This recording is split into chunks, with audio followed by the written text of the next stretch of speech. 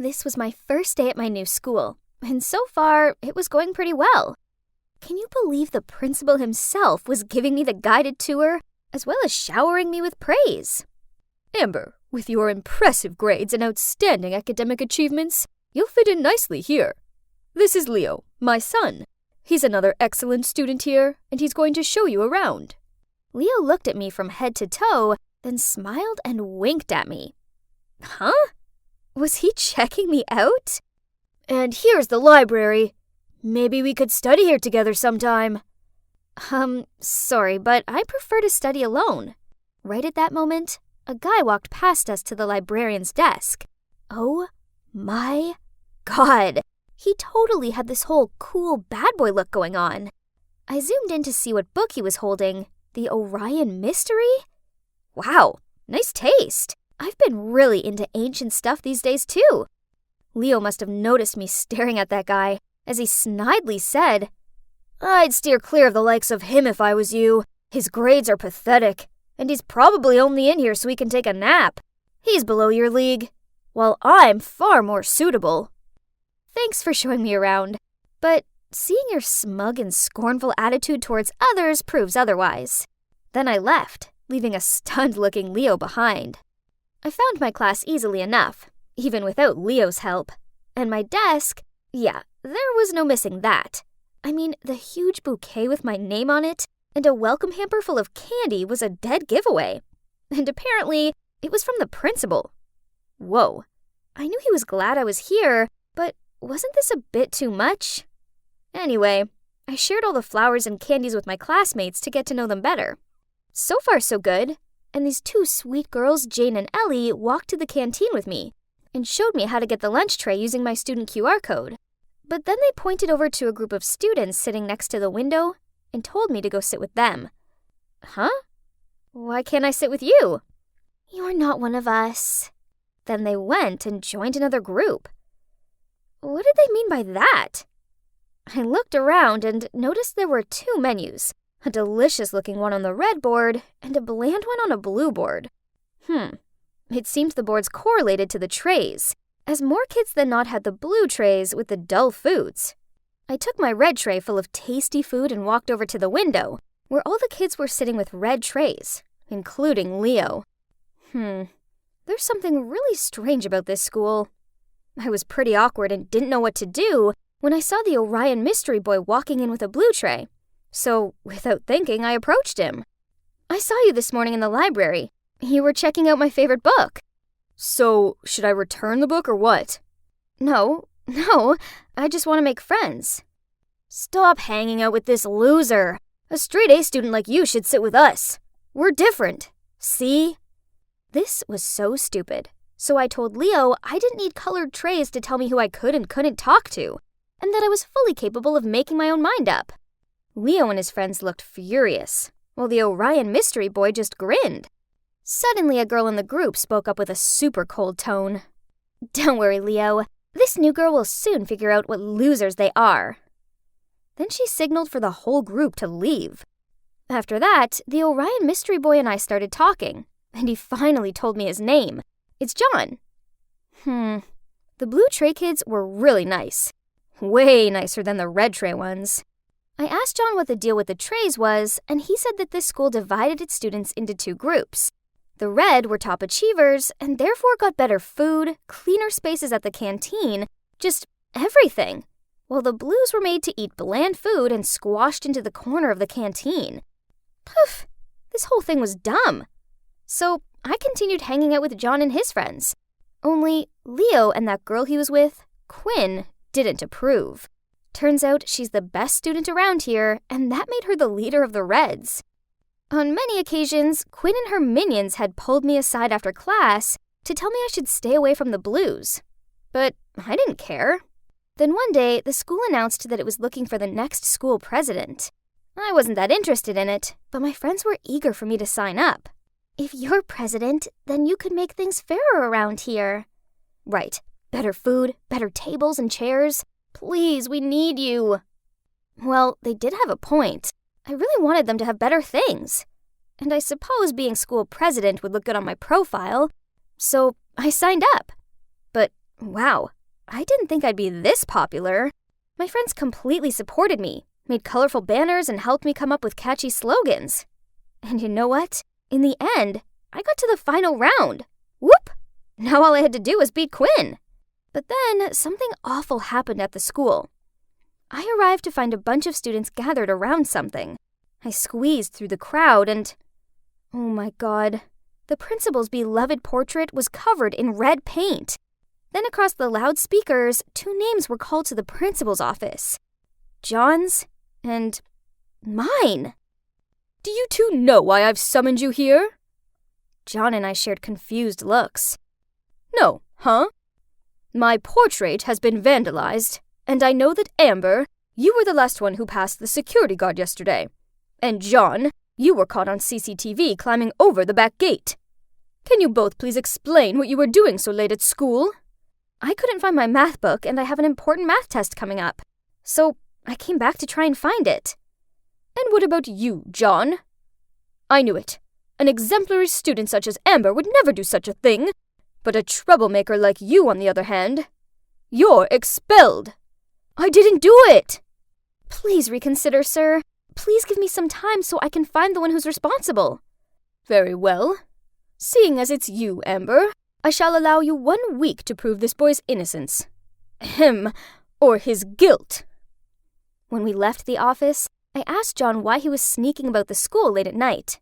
But he got all defensive. I had a thing, and it's none of your business. If you want to believe it was me, then do. Didn't you see what I just did? I defended you. Can't you just tell me? I had a thing, okay? My thing that you don't need to know. Then he left. I stood there feeling confused when Quinn, Leo, and their group walked towards me. Don't waste your time with him. Sooner or later he's gonna be expelled. Right, Quinn? But Quinn ignored him, then gave me a dagger look. I'm gonna say this one last time. Stay away from him. Then they all left. Why was Leo so sure that John would be expelled? I know they all hated John, especially Quinn. Could it be that they framed him? Well, there's only one way to find out. I needed to keep a close eye on Quinn and see what she was up to. So after school, I followed Quinn all the way to the harbor. It's like she was waiting for someone. What on earth are you doing? My God, I had to press my hands over my mouth so I didn't start screaming. Turns out he noticed that I was following Quinn, so he followed me too in case I do something stupid. Suddenly, Quinn took her phone out to call someone. But then a strange thing happened. John's phone started vibrating. Why is Quinn calling you? John took his phone out and showed me the screen. It's just my mom. And when I turned around to see what Quinn was doing, she'd gone. Ugh, I lost her. I've been following Quinn for a whole week, but it's led to nothing. I was so deep in my thoughts that I accidentally dropped someone's backpack and all their stuff fell out. Ugh, it's Quinn's. Better pick everything up before she comes back. But then I saw something that caught my attention. It was a receipt for red paint. Jackpot. I knew it was her. John was skipping classes today, so I took a detour to his house after school to tell him. Huh? Why was Quinn standing outside his door? There was something seriously fishy going on here, so I followed them. They stopped at an abandoned house nearby, and I eavesdropped on their conversation. I think Amber knows something. Last time, we were lucky she didn't catch us dating at the harbor. But this time, what if she finds out? I've been working so hard for this school president campaign. I knew she'd go back for her math book. It would have been fine if the school didn't have that new camera at the back gate. Tomorrow, I will confess to the principal that I did it. You didn't do it yourself anyway. Oh, God. I couldn't believe it. Turns out, Quinn was meeting John at the harbor, so when she called someone, it was actually him. But being an expert at this secret dating game, he had her number saved as Mom. They were hiding their relationship this whole time. And worse, they tried framing me so Quinn would win the election. Unbelievable. I couldn't stay quiet any longer, so I stepped out in front of them, told them I'd heard everything and that I was going to tell the principal. Then I ran off without letting them say a word. The next day, I was en route to the principal's office when I passed Quinn tearing down her election posters on the wall. Why are you doing that? It's okay. I know I don't deserve to be school president. I thought you wanted to be president more than anything in the world. Why else would you play dirty tricks on me? So, Quinn explained to me that she was running for school president to eliminate the discrimination here, so that she didn't have to hide her relationship with John any longer. Oh, wow. I didn't know.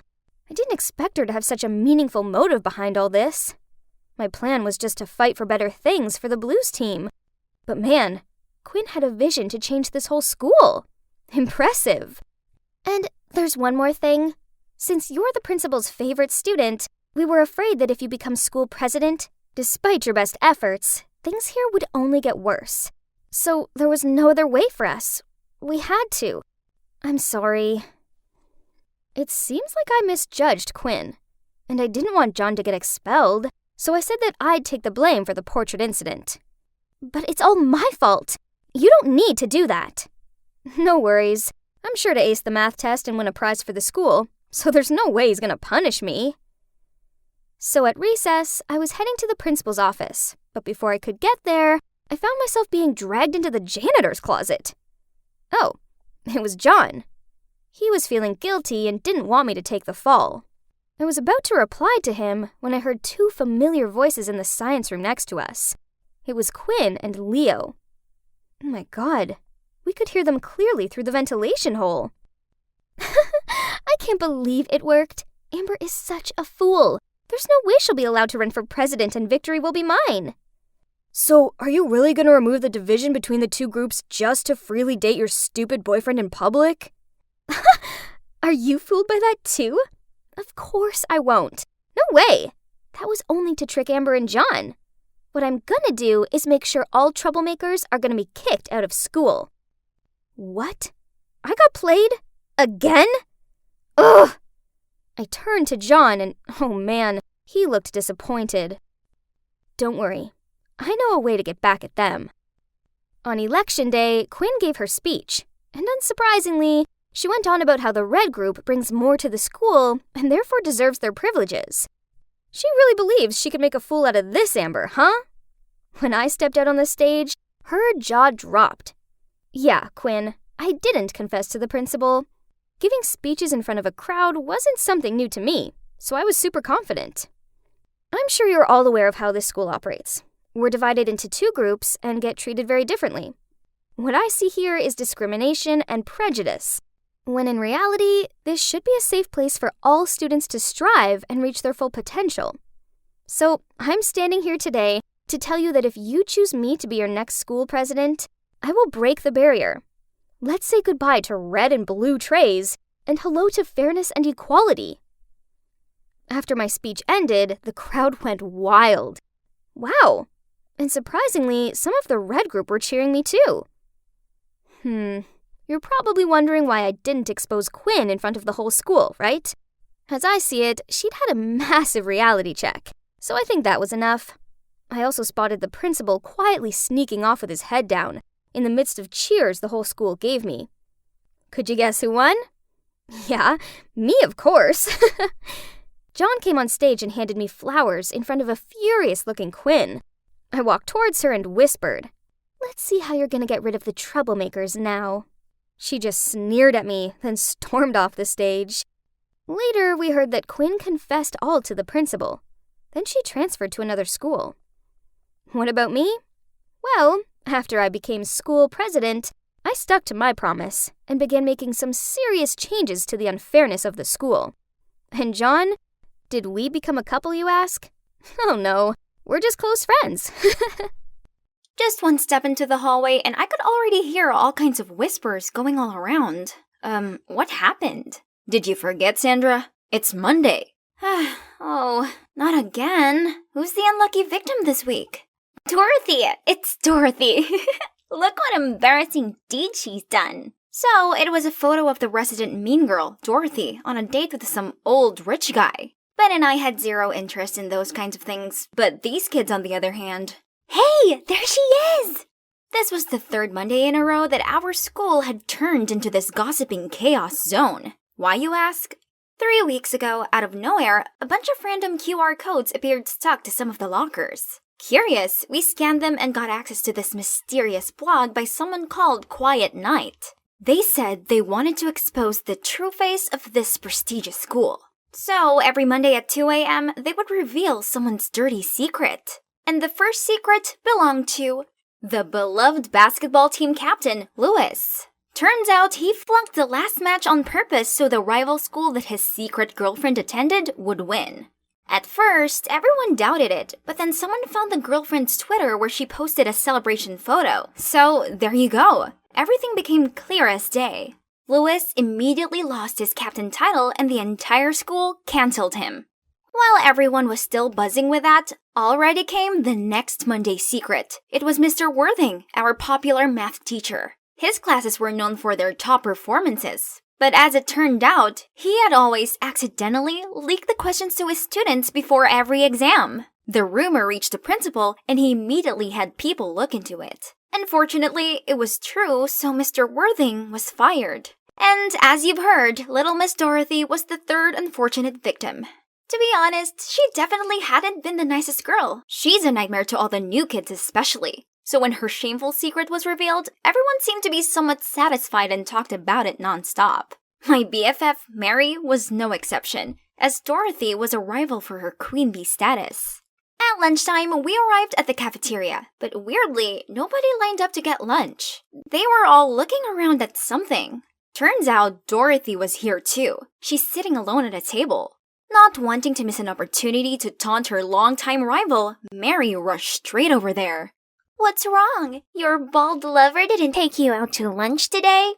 As soon as those words came out of Mary's mouth, everyone burst out laughing. Benjamin and I had to drag Mary out of there right away to avoid any calamities. "What are you guys doing? I'm not done yet." "This isn't cool. Let's just stay out of it." "What? She deserves it. You know the clearest what a horrible person she is, Sandra. Or have you forgotten how she picked on you?" Well, it's true. I was also one of Dorothy's victims when I just got here. Ben and Mary were the ones who stuck up for me. That's also how our precious friendship all started.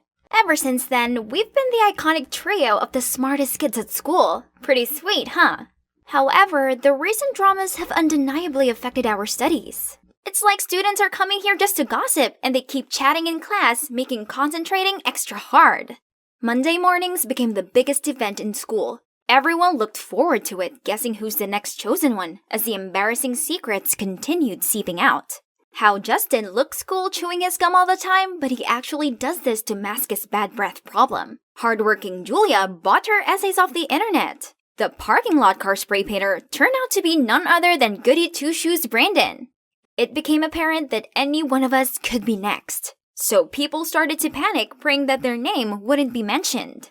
Every Monday morning, I arrived at school to see everyone looking like zombies, cause they'd all stayed up all night waiting for the Quiet Night's post. The mystery blogger had to be one of us to know all kinds of personal secrets like this, so everyone became extra cautious of each other. It's a mess, and this has to stop. We needed to figure out who the Quiet Night was and stop this, but Mary wasn't convinced. How are we supposed to find them? There's zero clue. Stop wasting time. Let's just focus on studying, Sandra. There's no way they didn't leave any trace. We just have to stand up together. Nope. If you want to, then just do it alone. What's wrong with you? Weren't you usually the first one to avoid dramas like these? Because we could be next. So what? I'm not scared. I have nothing to hide. Then she left in a sulky manner. Mary might not care, but I did. I spent the night trying to piece the clues together when my phone had a pop-up. Was it 2 a.m. already? Who could it be this week? I pressed to see. It's Mary! Oh no, is it about that thing? Yep, that's it. The secret about Mary's background has been revealed. Her parents aren't successful business owners, and of course, Mary is not a rich mistress like how she always acted like either. I accidentally found out about this when I saw her bargaining about the rent in front of a small house in the suburbs. When I asked Mary why she had to lie like that, she just got all defensive. What do you know? If people knew the truth, they would laugh in my face. I, of course, didn't want to hurt Mary, so I always kept it a secret. But now, everyone has found out in the worst way. The next day, Ben and I saw Mary walking toward us, looking exhausted, while everyone's eyes were on her. Yo, how'd you think she's able to afford those flashy outfits? Didn't that blogger say she always wears cheap secondhand clothes? Pathetic. Hearing those words, Ben and I gave those kids death stares and rushed to get Mary out of the crowd, but she suddenly snapped at me. Sandra, you're behind all of this, aren't you? Huh? What? Mary, what do you mean? Why would I do that? You're the only one who knew my secret. If it wasn't you, who else could it be? You are the quiet knight. What she said quickly caught everyone's attention, and I felt everyone's curious eyes fixed on us. Mary, that's not right. Remember, it's Sandra who called on everyone to find the culprit. That was clearly a distraction to fool everyone. Mary then continued explaining her reasonings for why she suspected me. The blogger only ever typed in lowercase just like I always did, and she also mentioned my habit of staying up late. To make it even worse, the next Monday, that blogger suddenly stopped posting, making everyone certain it was me. So I was instantly labeled a traitor to my friends and even a germ who raised hatred among students in this school. Everywhere I went, people badmouthed me, and no one except for Benjamin wanted to sit by me at lunch. I wasn't even allowed in the library anymore, as everyone would be talking about me, which would cause disturbance. Worst of all, the teachers hated me too. One time in math class, I volunteered to solve a difficult equation, but all I got back from the teacher was, "Sandra, if only you just used your intelligence for studying, not for messing up other people's lives." Then everyone heartlessly laughed at my face. The tension was draining me, so I went out to take a breather. After recess, I got back to the classroom to find a box in my desk drawer. Oh no, wasn't it the love letters I'd written for Louis? I mean, yes, I used to have a crush on the basketball captain, but it was a long time ago, and I never sent the letters. How come they are all here? I sure had hidden them in the corner of my locker. Is it the creepy quiet knight messing with me? Ugh, that's enough. I gotta unmask this jerk ASAP. Who could it be? Who had the ability to spy on people undetected? I was trying to figure this out when a smug-looking Dorothy appeared. Geez, look at her. Can't believe she's the coward who destroys what she couldn't have. Too bad for Louis that he ended up involved in this. Oh, such a pathetic little girl. Doesn't even have the guts to send any of the letters. Oh my god. Did they just say letters? What letters? What on earth are you talking about? There's no mistaking your handwriting. She showed me bunches of photos of my letters. Oh no, did she take revenge on me because she thought I was the snitch of her dating news? Not leaving me a chance to explain, they just laughed and continued mocking me. I couldn't face going to school and being tormented for something I didn't even do. So I faked being sick to stay home for a few days. But it's been a week and I still didn't feel better. Suddenly, there was a strange sound by the window. Turns out it was Benjamin. Sandra, please stop hiding away. You can't let them beat you. You're better than this. What else can I do? Everyone's convinced it was me. Follow me. I know someone who can help.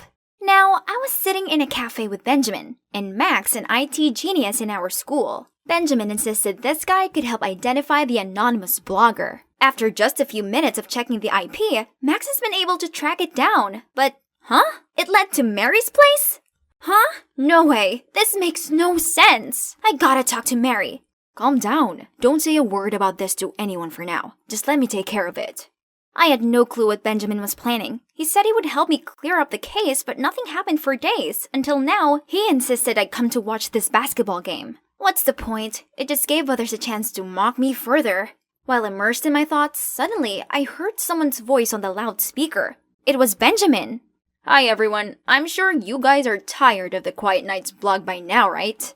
Yeah, at first, I just wanted to entertain you all a bit after boring hours of studying. But I guess it's no longer fun, huh? I'm sorry then. I'll stop now. Thanks for tuning in. What on earth is he doing? Now the entire sports hall was buzzing. Is it really you? Benjamin was about to reply when Mary jumped out. No, it can't be you. Stop wasting time protecting Sandra. How could you possibly know where her love letters were kept? Or about Dorothy's secret? So, you tell me, who knew those things then? Mary looked taken aback and confused. Then Dorothy appeared. It's her! It's her who gave me Sandra's locker key. What? So it really was Mary! I was still hoping that Ben's friend made a mistake somewhere instead, but... Why, Mary? I don't understand. Of course you don't. You're not in my shoes to judge. Turns out at first, Mary created the blog for the sole purpose of getting revenge on Lewis for being a cheater. He always told Mary that he wanted to date in secret to avoid peering eyes, but it was just an excuse so he could sneak around with other girls. Which is why this was news to both Ben and me. How about the math teacher? What has he ever done to you? He had no work ethic, so he deserved it. I always studied really hard, but he said that girls like me only ever cared about our appearance. He still thought my good grades were from copying these two. And you, Dorothy, it serves you right for the arrogant habit of bossing newbies around. Then she blatantly left the crowd as if she had nothing to do with the school drama all this time. I tried to chase after her, but I was stuck amid this angry crowd. There's still something she hasn't explained yet. The following days, Mary still went to school, but all of the other students isolated her. Benjamin and I tried to approach her, but she went out of her way to avoid us. So, after school, we decided to follow her. We saw her going to the cafeteria, but not to buy things, but to help the lunch lady clean up. Mary, stop being like this. You've still got a friend in me, but don't you think I deserve an explanation too? She then finally sat down and talked to us. Mary would have stopped after exposing the 3 people she hated, but when she saw everyone eagerly waiting for the news every Monday, she found it interesting and continued to bring up other embarrassing things. But then, when things started getting serious, she panicked and looked for someone to blame, and that person was me!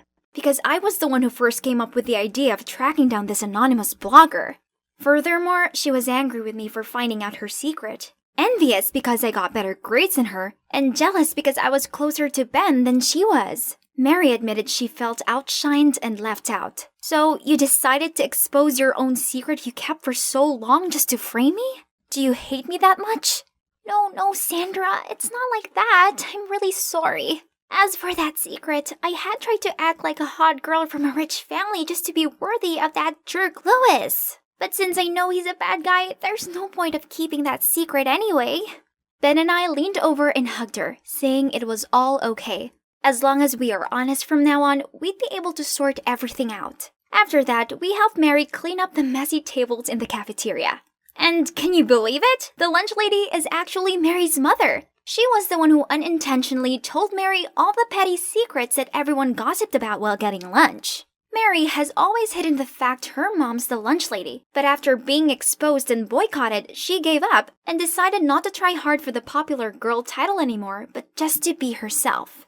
I knew that this was hard for Mary, but deep down she has a good heart, else she wouldn't have befriended me when I first started at this school. Living up to the expectations of being the school's it girl must have been exhausting.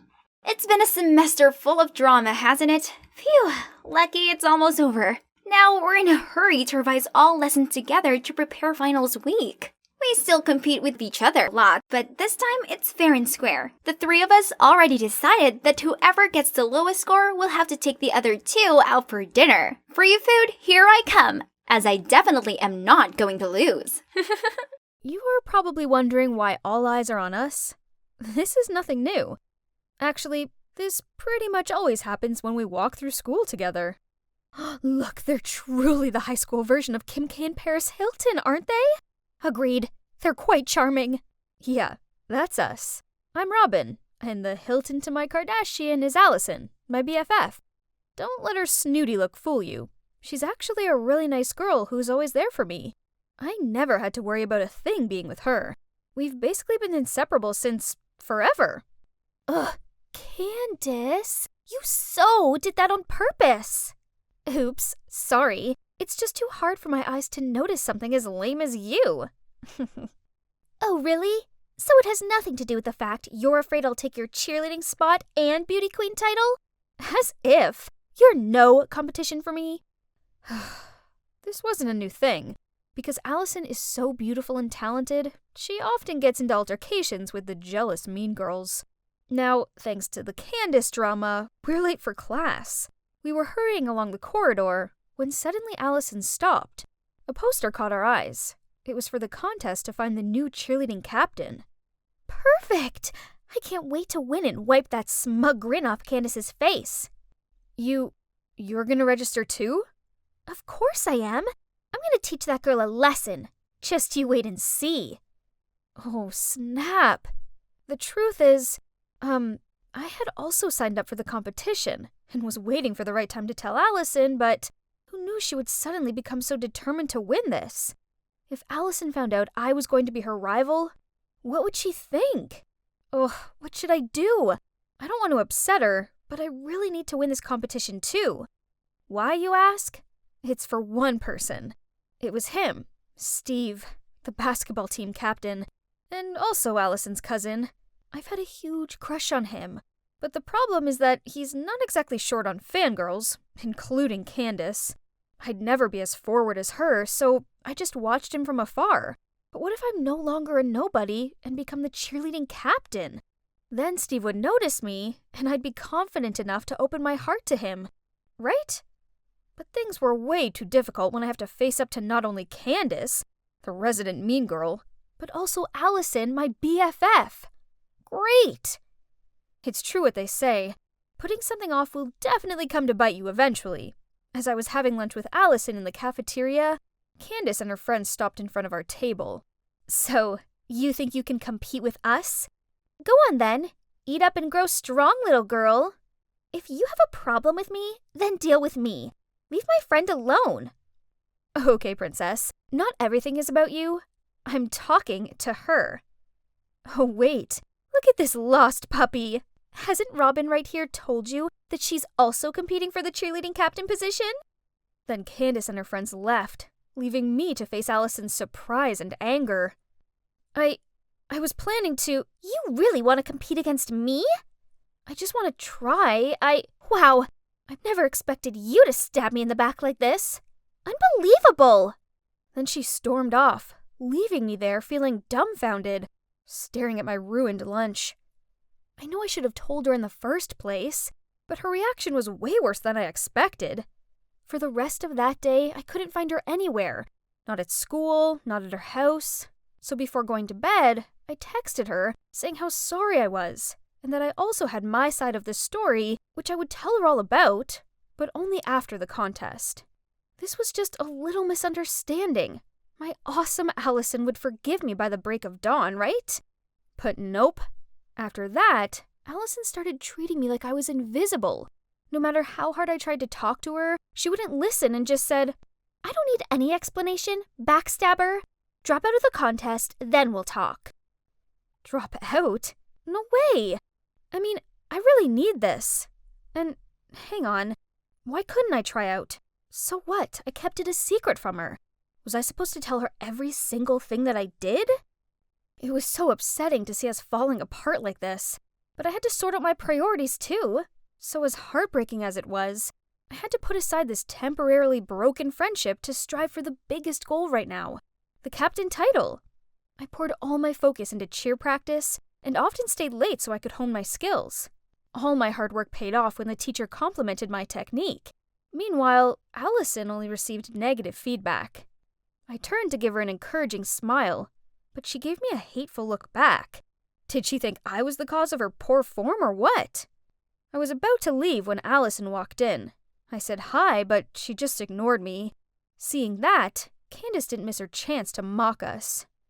Being betrayed by your best friend must suck. Oh dear, if it was me, I wouldn't be able to go to school. Allison angrily slammed the locker door shut and walked straight out of there, while Candace and her friends were laughing. Ugh, they were the worst. The day of the competition finally came and I was so nervous. But hang on, I couldn't spot Allison anywhere. I was trying to look for her when I heard my name over the loudspeaker. It's my turn already. I was backstage on standby when suddenly I heard someone talking about Allison having an accident and not being able to attend the competition. Oh my god, Allison. Is she okay? But before I could run over to ask them more questions, I was pushed out to the stage. The music was already playing, but I felt too overwhelmed and anxious to start. Sensing my nerves, the whole stand gave me a round of applause to cheer me on. I looked down at the audience and took a deep breath, tried to concentrate, and started my performance. As soon as the music ended, the whole room burst into endless applause. The judges nodded and smiled at me. I was too worried about Allison to celebrate, So right after my performance, I rushed over to her house to check. But she didn't welcome me at all. How dare you show your face here? Not after what you did! What do you mean? I heard that you fell, so I rushed here right after the competition. Stop the act. I know you snuck up behind me and pushed me yesterday. Thanks to you, I had to quit the contest. What is she saying? Allison disappeared off upstairs. I rushed over to help her, but she pushed me over. Go away! We're not friends anymore. I was so upset that I burst into tears, and when I got up from the ground, I saw Steve standing at the bottom of the stairs. Did he see it all? I was so embarrassed that I fled as quickly as possible. And things didn't stop getting worse. I've never been so scared to go to school before in my life. It's all thanks to the school forum post accusing me of pushing Allison. Now my voting rank has dropped, and kids I don't even know are giving me dirty looks. Suddenly, Steve came up from nowhere and started talking to me. Allison hasn't been in a right mood recently. I'm sorry on her behalf. This was not a dream, right? Steve had never bothered with me before, so why now? For you, this is a lucky pouch containing feng shui gemstones.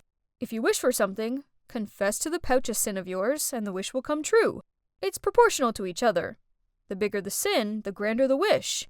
But use it carefully, as either opened or overused, it will weaken its energy.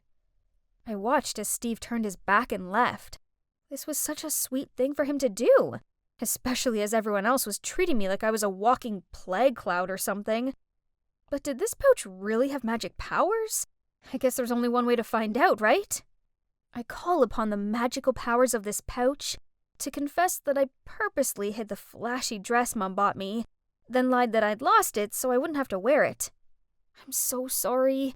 I wish I'll get a good grade for my chemistry test tomorrow so she'll be happy. After making the wish, I carefully put it in my backpack, hoping tomorrow during the test it would work. But no, the last question was pretty much impossible. I sighed, thinking the A was about to slip out of my hand, when suddenly Kevin, the smartest guy in class, threw me a piece of paper when the teacher didn't notice.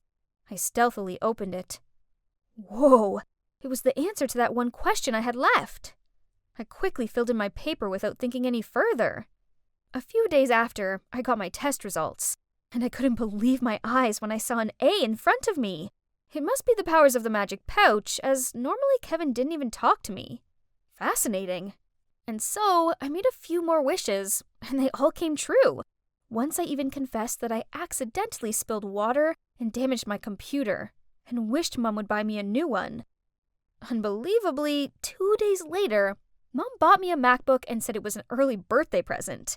This pouch was a miracle, so it was time I used it for my most important wish. I call upon the magical powers of this pouch to confess that I kept this secret from Allison and practiced every night, then signed up for the cheerleader competition. I want to win just because I long for Steve's attention and to gain the confidence to confess to him. Please help her recover quickly and for us to make up and be as close as ever. After wishing, I breathed a sigh of relief. It felt good to finally get this all off my chest.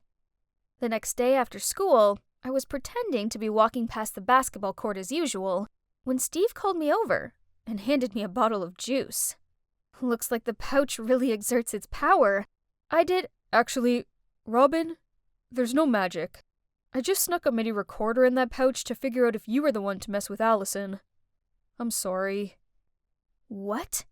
In that lucky pouch is a mini recorder? So it also means he heard everything, including my love confession? I blushed cherry red and didn't know how to react, when he suddenly sighed. Hey, do you suspect anyone? I still want to find out who the culprit is. Candace? She has a grudge against Allison. Candace. Then I have a way. See you around. Since I found out that Steve knew I liked him, I've been wondering why he didn't give me a reaction back. Maybe his silence is rejection? As soon as I entered the cafeteria, I saw the crowd rushing around. Oh my god. It's Steve and Candace with linked arms. Wait, what was that in her hand? It sure looked a lot like a lucky pouch. Could it be? While Candace wasn't paying attention, Steve turned his head around smiled, then winked at me. Oh, that's it. Steve was just acting so he could get information from her. The day after, Steve invited me to the treehouse in his garden to listen to Candace's recording. But it turns out, Candace was not the culprit that caused Allison's accident either.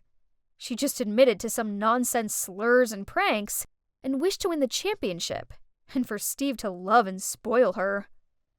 Then who is it? Somehow Allison keeps insisting it's you. How about you give Allison the pouch? I want to listen to her feelings too. And so, the magic pouch was also passed on to Allison.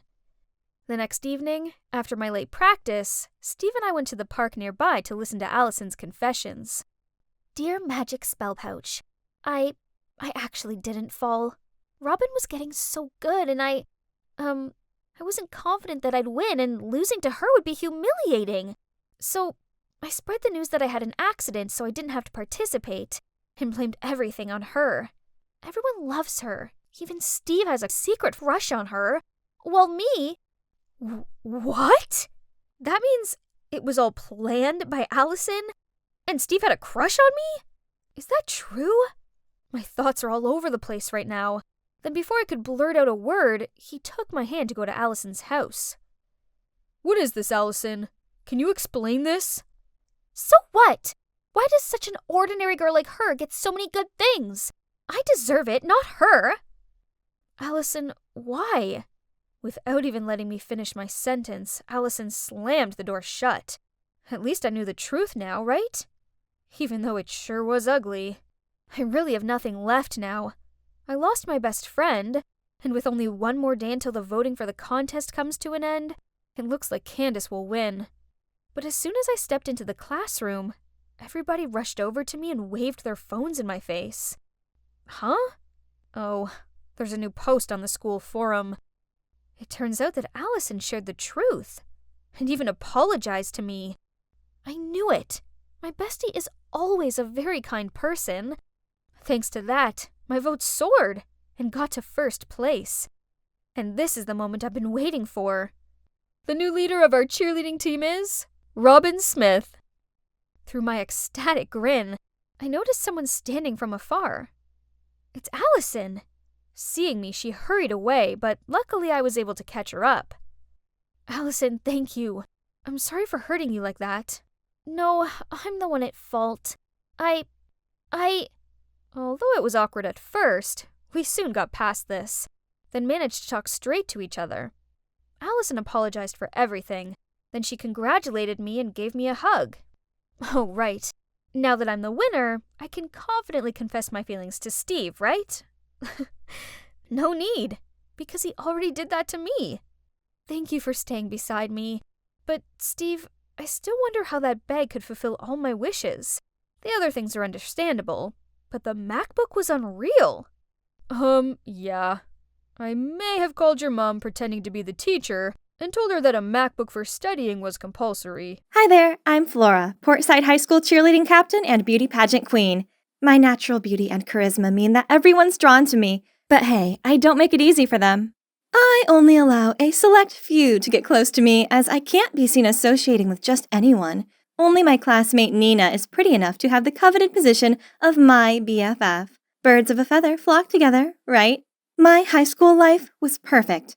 But then, in the space of one day, that all changed.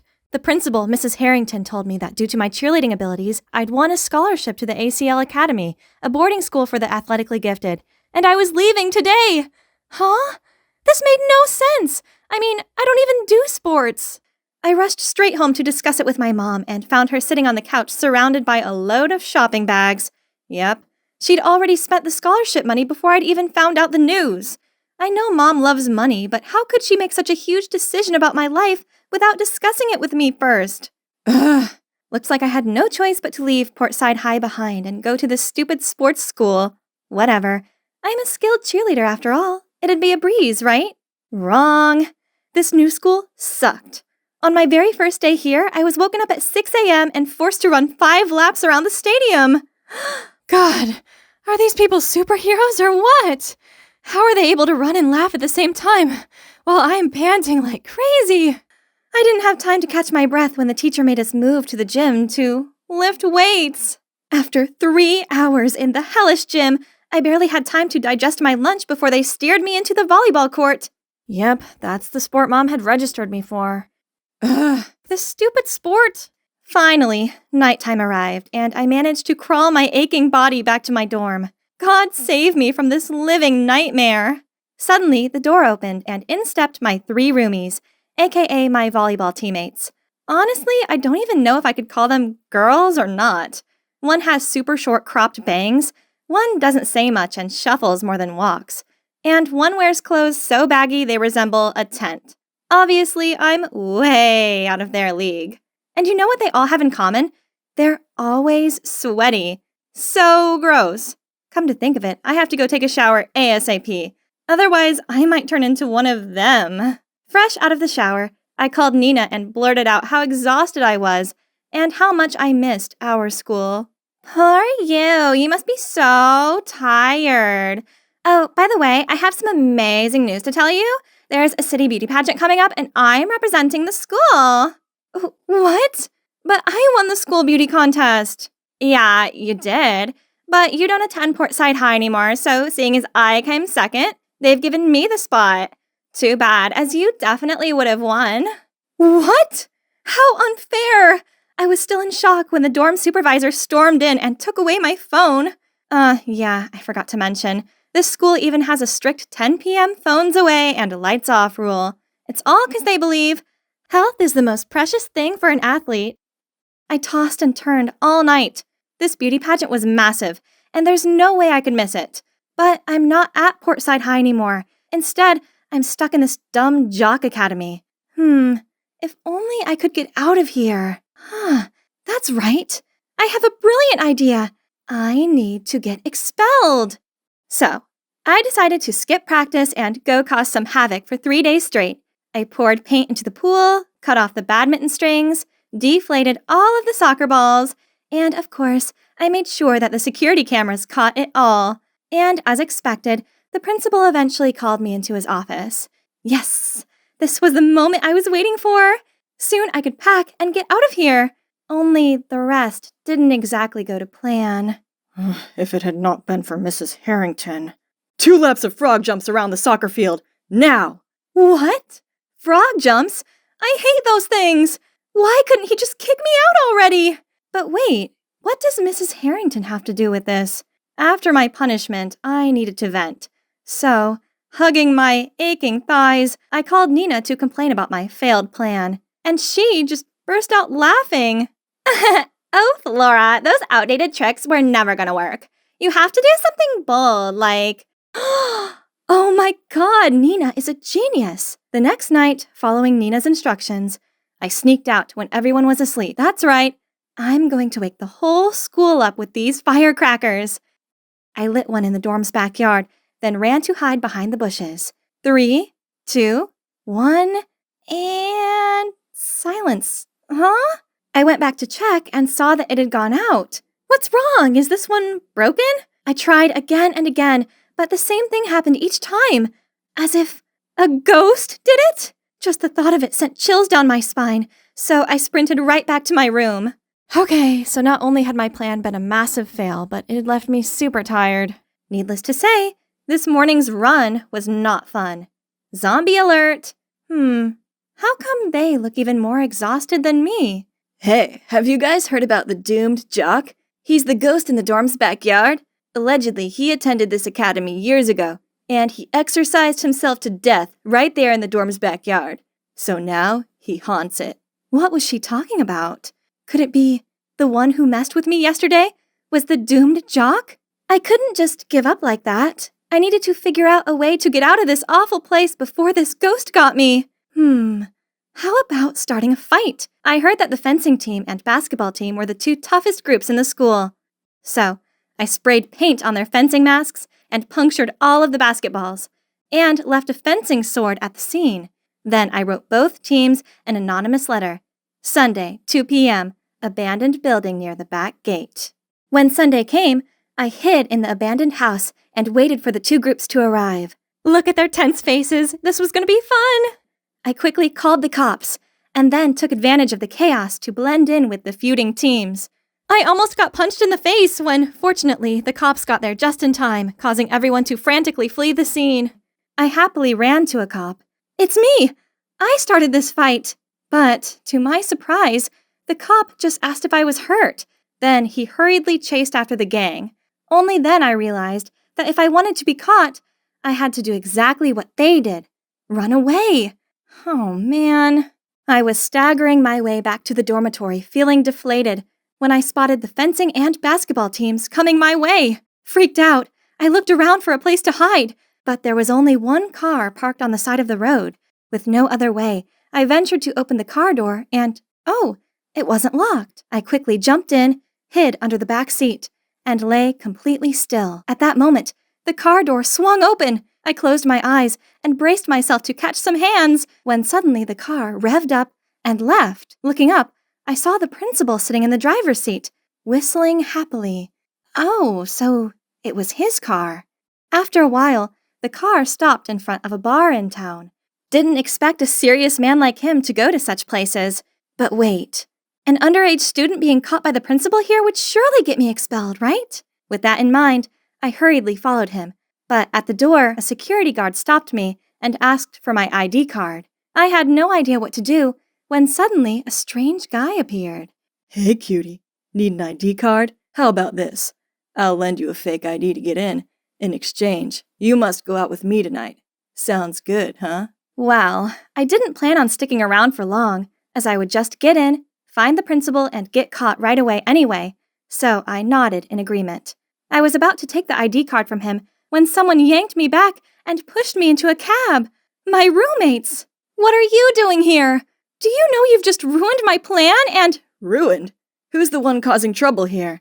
Do you honestly believe that if you get expelled like that, your old school will take you back? Fat chance. Huh? How'd you know that I'm trying to get expelled? Turns out my roommates overheard the conversation between me and Nina. It was them who extinguished my firecrackers in the campus backyard, then made up the doomed jock ghost story to make me stay away from there.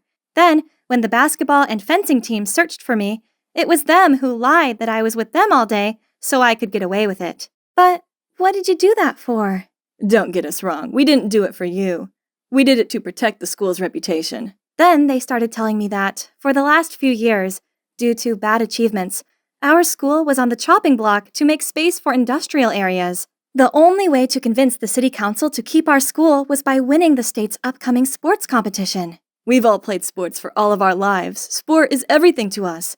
If our school closes, we don't know where we'd go. That's why when we saw you being lazy and messing about, we couldn't just sit back and watch. Oh, I had no idea about this. Suddenly, I felt so guilty. I mean, of course I don't want to ruin their futures. I then also opened up to them and told them all about the beauty pageant. They insisted there must be a way to join the pageant without returning to my old school, so they searched around on Google, and guess what? Turns out the pageant accepts free candidates too, which means no school registration needed. What else could I wish for? I immediately signed up for it, and as a thank you to my new friends, I started making an effort at playing volleyball. I'm a tall girl, so my training position is a right side hitter. And you know what? There is this satisfaction whenever I was able to block a ball. Not gonna lie, this is much more interesting than I thought. That weekend, I went to the city to pick out some dresses for the beauty contest. I found myself immersed in racks of gorgeous gowns when a familiar voice startled me. How about this one, Mom? Stunning, sweetie. You're the most beautiful girl in this world. I don't know what possessed them to pick Flora over you, but no need to worry this time, as I have sent her far away. Yeah, that's where she belongs. I'll show them who's the true beauty queen now. What? No way! My old school principal is Nina's mom, and transferring me to the sports academy was part of her plan, just so her daughter could go to the pageant? I was fuming, so as soon as Mrs. Harrington went outside to take a call, I walked straight over to confront Nina. I can't believe you're like that. Nina looked shocked at first, but then smirked as she said, Like what? Like someone who's far prettier, more talented, and crown-worthy than you? Thanks, sporty girl. I shoved past her and stormed out of there. Wait for it, Nina. We'll soon see who the real winner is. The next few weeks were crazy busy with volleyball practice and the pageant preparations. I may have only been a reserve, but I still wanted to give it my all to motivate the team. The sports competition soon arrived, and after 2 days of competing, the fate of the school came down to the final match. Our volleyball game! Talk about intense. It sucked it was on the same day as the beauty pageant, as I would have loved to be able to cheer them on from the player bench. But then, disaster struck. The girl who plays right side hitter sprained her wrist and couldn't play. The whole team looked so worried, and that made my heart ache. There was only one thing for it. I'd replace her. If I was quick, I could still make it to the beauty pageant afterward. Come on, Flora. Stay focused. Just 1 point left, and we'd win. Suddenly, the ball came flying at me. This was it. I hit it with all my might and... Score! We won! I was busy celebrating our victory when everyone suddenly asked me about the beauty pageant. Oh my God! I almost forgot! The match went on longer than I thought it would. My friends dragged me into the taxi, but when we got there, the show was already coming to an end. And worst of all, guess who was standing there wearing the winner's crown and looking all smug? Yep, Nina. Did you come to congratulate me? Thanks, bestie. Oh, you guys must be Flora's new friends. That figures. How cute. Stop the act, Nina. Yes, they are my friends. They're not fake, and they're 1,000 times more interesting than you. Say whatever you want, but I'm a beauty queen now, and you're no longer at the same level as me. My friends started clenching their fists, so I quickly pulled them away before anything happened. Right at that time, an announcement came across the speaker. Attention, pageants. We've just discovered signs of voter fraud. Please stay inside the hall and await further confirmation. About 30 minutes later, the truth finally came out. Turns out, Nina's mom had paid for the voting texts. Needless to say, Nina had her crown taken off her immediately, and Mrs. Harrington also lost her principal job. What goes around comes around, right? As for me, I'm not bothered about beauty pageants anymore. Instead, I have a new hobby, volleyball. Turns out I'm pretty good at it, and who knows, I might even become a professional player. And you know what the best part of all this is? I now have true friends by my side who I know will be willing to help me anytime and anywhere. I can't believe I'm standing here in the middle of this frenzied concert with a crowd of crazy fans cheering for this Isaac guy, who I don't even care about. Hi, I'm Hazel, by the way. When I agreed with my friends to go on this road trip all the way to Carolina to attend a skydiving festival, well, this wasn't exactly what I was expecting. Yeah, that's them, Ivy and Zoe, the girls who tricked me into thinking this, their idol's concert, was the opening of the festival. There I was, eagerly awaiting some amazing aerial display or something, but instead, I was stuck in Fanville. Ugh, why were they so loud? My hearing better not be permanently damaged from this. And as you can see, being the only calm one here, they placed me in charge of their fan cams. Worse still, why did I specifically order these custom matching hoodies for us all? It made me look like I was part of these groupies. Finally, this din was over, but I was stuck amongst the slow-walking fans. And where were my friends? I couldn't even call them as my battery had died. I'll just get a taxi back to our Airbnb rental, then contact them from there. I'm too exhausted anyway. Let's just get out of this place ASAP. Forget about this chaotic night, as I'll be having a bird's eye view of the world at the actual Fall Fest tomorrow. And that's all that matters. Wow, this festival had everything going for it. From attentive service, amazing live music, and great food. It was so worth enduring that awful concert for. Everything was going great. Until I saw Ivy's panicked face. Girls, it's our beloved Isaac. After the concert last night, he disappeared with a mysterious girl. Look at this hoodie. Does it seem familiar to you? Oh my God, that's one of our custom-made group hoodies. Could it be? I could clearly see Zoe's suspicious gaze on me and Ivy. What's that look for? Are you suspecting me? Well, whatever. It wasn't me, that's for sure. Ivy, you took way too long to get back to the car last night. As for you, Hazel, you were unreachable for ages. Geez, my battery died. I told you both this. And I have nothing to do with your precious idol. Besides, if any of us did run away with him, then we'd hardly be standing here, would we? Anyway, You two can stay here and doubt each other if you want, but I'm going skydiving. Then I stormed off. It's so frustrating that I've been dragged into this. My phone only died thanks to their stupid fan cams. That's enough. Let's just forget about it. I won't let anything ruin this moment. Guys, look! I'm amongst the clouds! 10,000 feet above the ground, and my breath is literally taken away. No matter how many times I've done this, it still feels just as thrilling as the first time. This adrenaline rush was crazy! Whoa, that was amazing! Thank goodness I managed to capture some spectacular footage of the beautiful city of Chester. Hang on. When I was close to landing, my camera spotted a familiar face. Zoe. Wasn't she meant to be preparing to fly? So why was she talking to someone in the parking lot? It was really weird. Looking closer, the strange man was Isaac, the missing singer. I didn't see it wrong, did I? I immediately called Ivy and we quickly ran to the parking lot. Gotcha! You better have a good reason for this. Isaac? Are you really? So, you're the one who ran away with him last night? Zoe couldn't say a word at that point and kept trying to avoid eye contact with us. But eventually, under the harsh questioning from Ivy, she found her voice and told us everything. So, last night, when we were separated in the after-concert chaos, Zoe was trying to find us when she accidentally bumped into a guy in disguise. Guess what? Yep, it was none other than Isaac McGuire in the flesh. She almost screamed out his name, so he immediately covered her mouth and dragged her away. Realizing that Isaac was being chased, Zoe then put her hood up to cover her face and followed him without a question. This hectic schedule was just too much.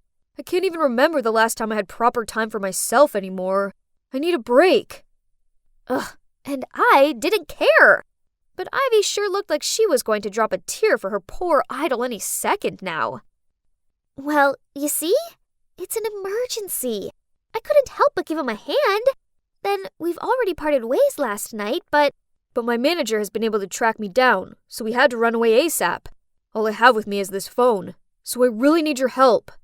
And that's when we start to hear some whispers. Someone seemed to have recognized Isaac, so without delay, we immediately jumped into the car.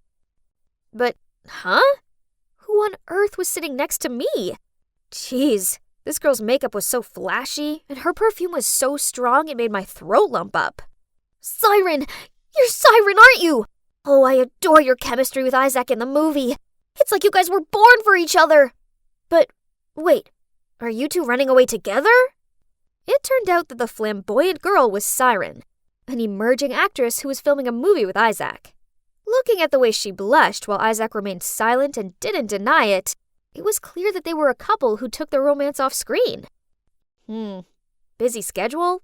Exhausted? Nonsense. Obviously, he was just making excuses to spend time with his girlfriend. Oh my, you're even more beautiful in real life. Your face is a gift from heaven. OMG, Ivy needed to stop. Looking at Siren's smug face, she was clearly big-headed enough without any more flattery. But nope, Ivy continued gushing out a river of compliments at her.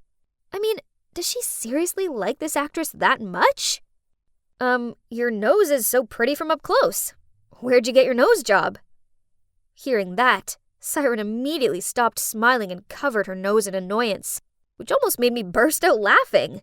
Chin shaving surgery, lip filler, nose job.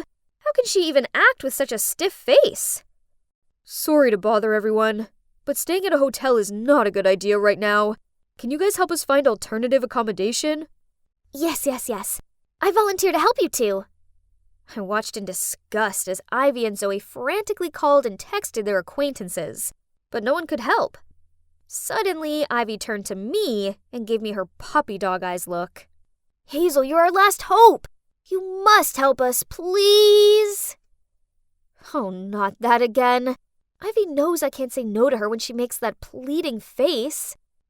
Okay, fine. Even though I didn't want to, I agreed to let them come to my family's suburban house for a few days. It'll only be a few days. I didn't want any of my family members to know I'd been there. Wow, I can't believe I hadn't been here in 10 years. This place held some of my childhood's good memories, but also some not-so-good ones. especially one haunting one. Why didn't you tell us that your family is loaded? It would be so nice to live in a huge mansion like this. But it seems like your family doesn't come here often. It's so cold and cheerless. Yeah, he's right. Ever since that day, this place was never a home to me anymore, but just a hollow house of gloom. I was still lost in my thoughts when a deafening sound of something breaking came from upstairs. We all rushed upstairs to see what all the noise was about, and found Siren standing there in my parents' bedroom, a broken vase at her feet, and worse still, she was wearing my mom's dress. Take it off right now! Siren just shrugged, stepped over the broken vase pieces, then strutted across the room and even stopped to pose at the end. Pff, it's just an old dress. Why so serious? I was so furious that on her walk back I tripped her up, causing her to fall flat on the floor. Isaac hurriedly helped her up, and she hid behind his back and did her whole crocodile tears act, saying I was picking on her. Oh, please. I'd had quite enough of this drama queen for one day, so I was about to lunge at her to teach her a lesson, but Isaac blocked me. Excuse, Siren. That was immature of her, but I suggest you should calm down first. That's right, Hazel. The two of them didn't bring any personal belongings. Anyway, Siren was just a bit careless. You'd better watch your girlfriend closely. Change your clothes. Never touch my mom's stuff again. Got it?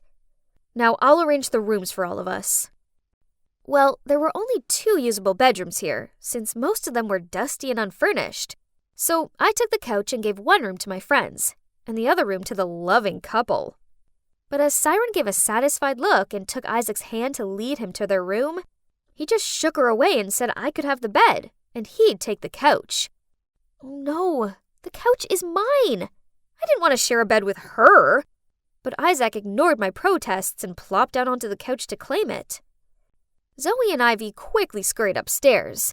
They caused this mess, yet it's clear neither of them was bold enough to share a room with Siren. What a bunch of annoying, obnoxious celebs. Anyway, I was exhausted. It was time for me to hit the sack. That girl better not snore. Siren started playing some dumb white noises, then instantly fell asleep. Me, on the other hand, even after turning off that weird lullaby of hers, I kept on tossing and turning. Ugh! It was no use. Sleep wasn't happening. So I left the room to get some air. I was about to go downstairs to get some water when I heard a piano playing. Oh, Heart and Soul. It had been so long since I'd heard these beautiful melodies. The music carried me to a room where the silhouettes of a man passionately playing the piano came into sight.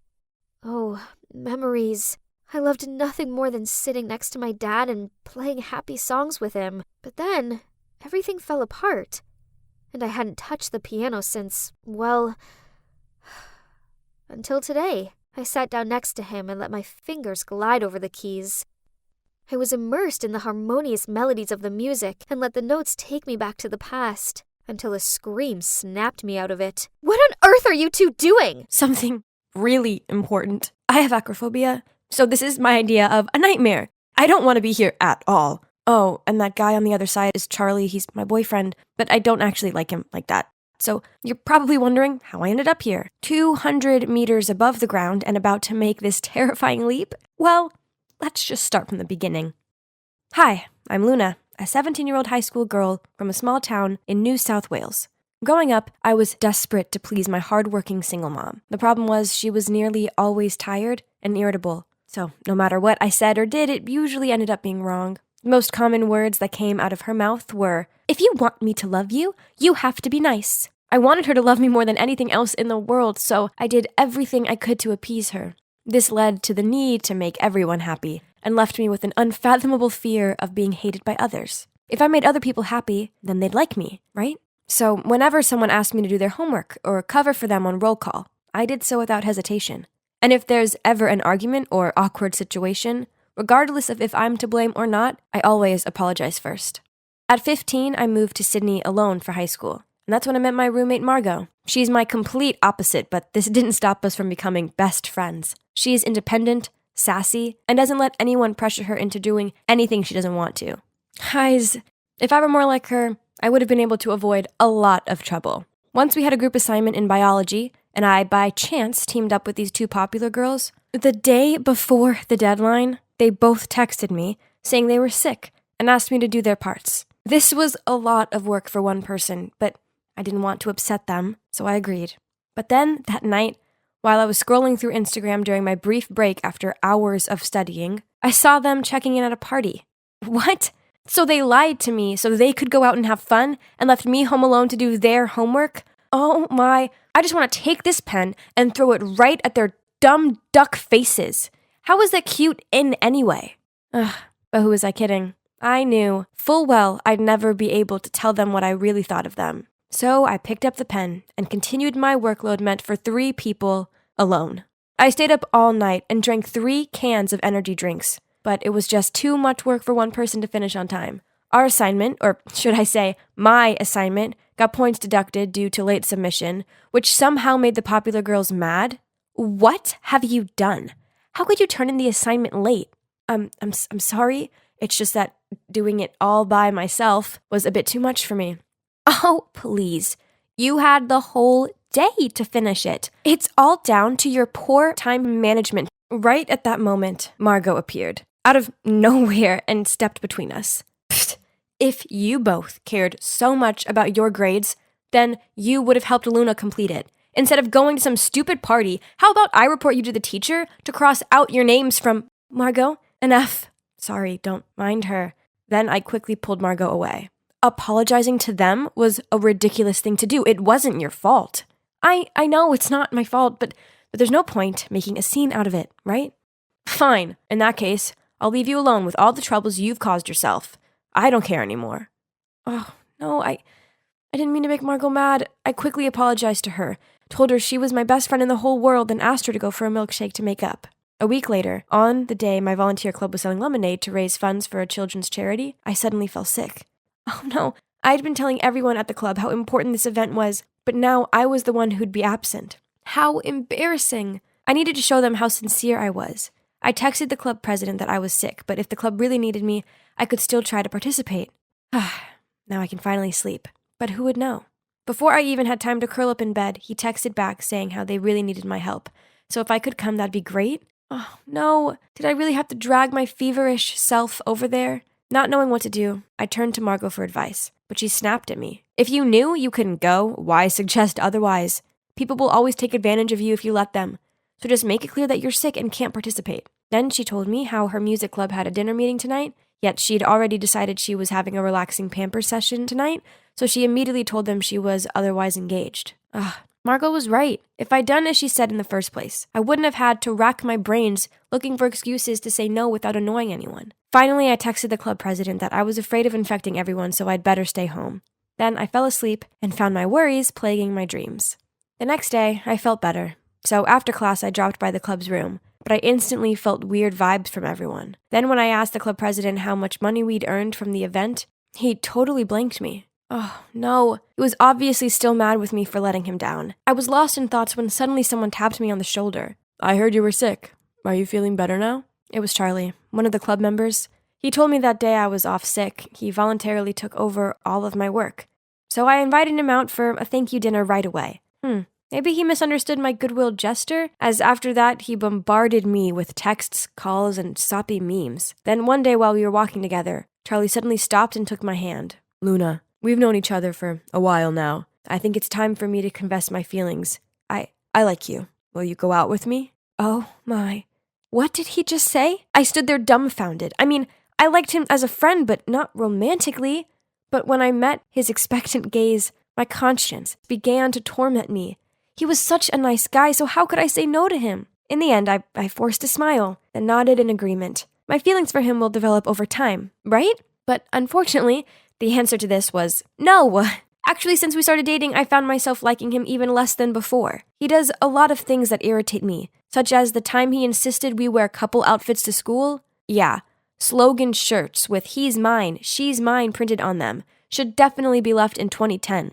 Ugh. He smugly ushered me around the school and seemed oblivious to the laughs and points in our direction. If only the ground could just open up and swallow me right away. That evening, noticing how fed up I looked, Margot asked me if everything was going all right between me and Charlie. So I told her everything. I thought she'd get mad at me again, but to my surprise, she just sighed and told me to tell the truth and break up with Charlie before things got too serious. That's the best way to stop both of us from getting hurt. And also, I've heard a lot of bad things about Charlie.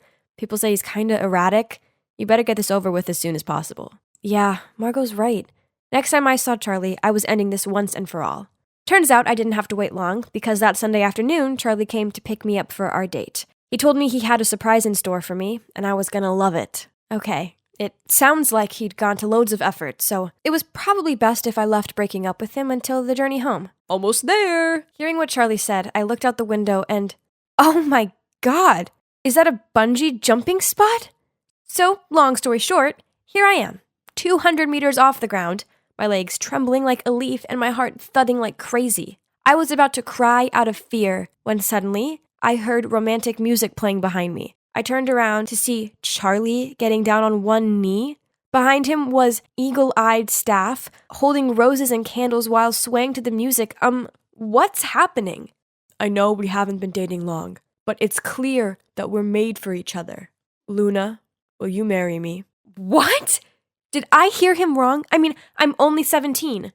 Seeing my puzzled look, Charlie hurriedly said, I know we're still in high school, but don't worry, we can wait till graduation. Then let's have the most wonderful wedding straight after that.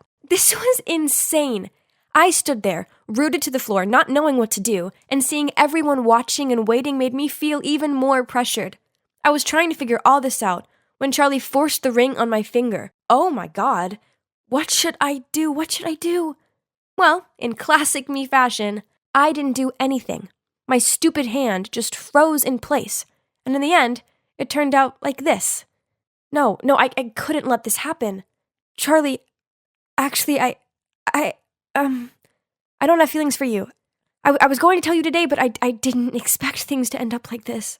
You're kidding me, right? If you didn't like me, you wouldn't have let me put the ring on earlier. So I explained everything to Charlie. His face darkened with disappointment. I felt so guilty. I should have just been straight with him from the beginning, then none of this would have happened.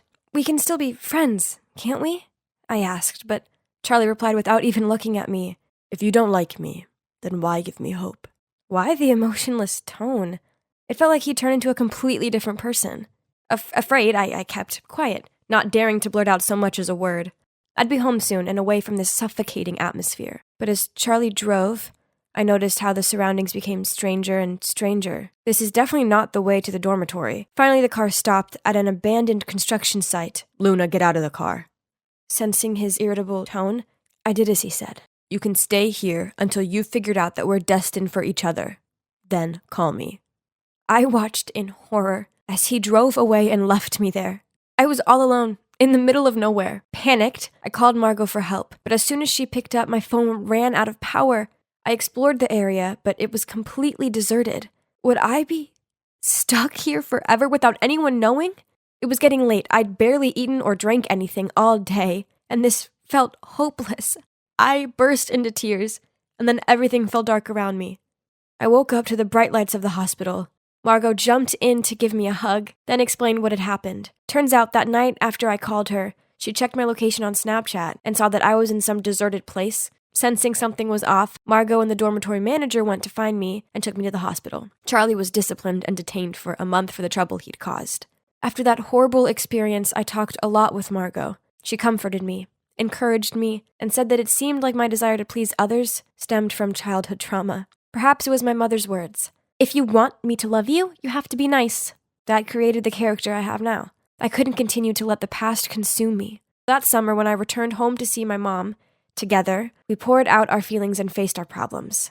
I finally figured out that being nice to people wasn't a bad thing, but agreeing to things just to avoid disappointing people isn't the correct thing to do at all. Now, with Margot's help, I'm step by step learning to say no to things I don't want to do, 'cause life's way too short to say yes to everything. Don't you think? I'd only just arrived at school, yet I could tell something was up. Dude, what's with all the fuss? Did Carl do something crazy again?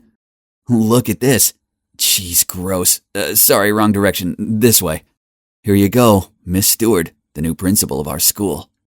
In front of me was a stern-looking woman who exuded a terrifying aura. Ooh. Well, that was unexpected. as we all assumed that Mr. Smith would take the lead because he'd been serving as school vice principal for pretty much forever. Suddenly, everyone's phone vibrated. Why the stern face? She looks so angry at the world. Is she allergic to our skin? Every skirt is too short, lol. No dance party this year? Unbelievable. Is she a principal or a jailer? Warning you guys, she knows our secret smoking place. Jeez, look at all those faces pinned to their mobile phones. The gossip mongers. Over the next few days, rumors about our new principal seemed to be everywhere. Info about her seemed more sought after than Imagine Dragons tickets. Also, from day one of the principal's arrival here, a series of bizarre stories began to circulate. One day I was walking into class and heard the most ridiculous story in the world. My school was haunted. Idiots. I quietly crept under the table, then suddenly poked my head up and shouted, "Boo!" which caused all my friends to jump in fear. Haha, losers. All that spook stuff is nonsense. You don't believe it, huh? Yet Stacy saw it. Oh no, Stacy? I didn't know they dragged my crush into all these silly gossip things. She's usually a smart girl. Not sure what had gotten into her. After that, Stacy lowered her voice and started talking passionately about her chance encounter with a silhouette that appeared in front of the principal's office. But worst of all, before she could get a closer look at it, it vanished. It was probably just the security guard. Nah, when I left, I still saw him dozing off in his room. He even checked the camera and saw Stacy just standing and saying hello, even though nobody was there. Creepy, right? Then the story went further, when someone claimed that the new principal was a witch and was bringing evil forces to the school. Oh my God, Stacy. I needed to pull her out of this mess of nonsense right now. But no matter what I said, she insisted. I saw it with my own eyes. What if she really is capable of dark magic? Oh, come on. We're not kids anymore, Stace. Evil forces, witches, demons, they aren't real. But it's you who might get in trouble when the principal starts investigating who's spreading the rumor. Josh, it's driving me crazy. I need to confirm what I saw. But I'm scared. Can you come with me, please? I hesitated for a moment, then nodded. Okay, back gate, 10 p.m. tonight. Let's just get it over with. Plus, it'd be a great chance to impress my crush, isn't it? That night, I arrived at our meeting point early and waited around. It was freezing, and not gonna lie, I got goosebumps. Okay, calm down, Josh. Ghosts were just tricks of the mind, and it's time to show my future girlfriend how tough I am. As I was deep in my thoughts, a hand suddenly touched my shoulder. Jesus, Stacy! Do you know what time it is? Oh, sorry, I'm a bit late. Did I scare you? Of course not. Let's get inside and end this obsession of yours. But how are we supposed to get in? Stacy pointed at a big hole in the school's fence that was hidden by a bush. We then carefully sneaked through it and successfully avoided the security guard. Piece of cake. Inside, the whole school corridor was pitch black, and the streetlight shone from the glass windows. The scenario looked pretty much like a horror movie, but there was nothing to fear, right? I used a flashlight to guide Stacy to the principal's office, when suddenly a loud screech sound made my heart want to stop. Stacy clung to me in fear. Relax, I think it's just the sound of the speakers crackling. Are you scared, Stace? No, let's just go. But then, as soon as the noise stopped, another creepy sound started up. Footsteps. Had the security guard spotted the two of us already? I turned around and there was nothing but an empty space. Just like that, we continued walking, and they walked too. And when we stopped, they stopped. Then as soon as the footsteps began to rush towards us, I grabbed Stacy's hand and ran as fast as I could to the principal's office and slammed shut the door. Listen, Stacy, the footsteps were probably from the security guard. You see, clearly, we're the only ones here, so stop believing in these things, okay? I just finished talking when suddenly the door burst open, and I could see a motionless figure standing there. That's him! Holy mother, I was so scared that I closed my eyes and grabbed onto Stacy. Then when I opened my eyes, the shadow was moving towards us. Terrified, I rushed to the door to escape, and bang! Both me and the ghost fell. Mike, are you okay? Mike? The three of us sat awkwardly on the sidewalk outside the school. I didn't need the chilly wind to make my heart feel frozen. As it turned out, Stacy already had a boyfriend, and that boyfriend was none other than Mike, my best friend. Ugh, so much for me wasting my time playing hero. And if you're wondering why Mike was here, the answer was to help Stacy put on this phantom play. That's right. Both the crackling and the footstep sounds were all made by him. Hang on. Why did she make up this ghost story thing? Even prepared a whole play for me and the others to acknowledge it? Stacy explained that it was only because the new principal was too harsh, creating strict rules and making it difficult for the students. Huh? But I don't think any of these rules affect her much. I mean, Stacy had always been a model student anyway. So why did she have to take it to this extent? I asked, but Stacy just ignored me and asked me to keep it a secret. In the following days, people kept questioning me on my late-night expedition. At first, I just kept quiet because I didn't want to get involved in annoying gossip and to be reminded of how my best friend turned out to be my love rival. However, rumors about the haunted school spread quickly and reached the press.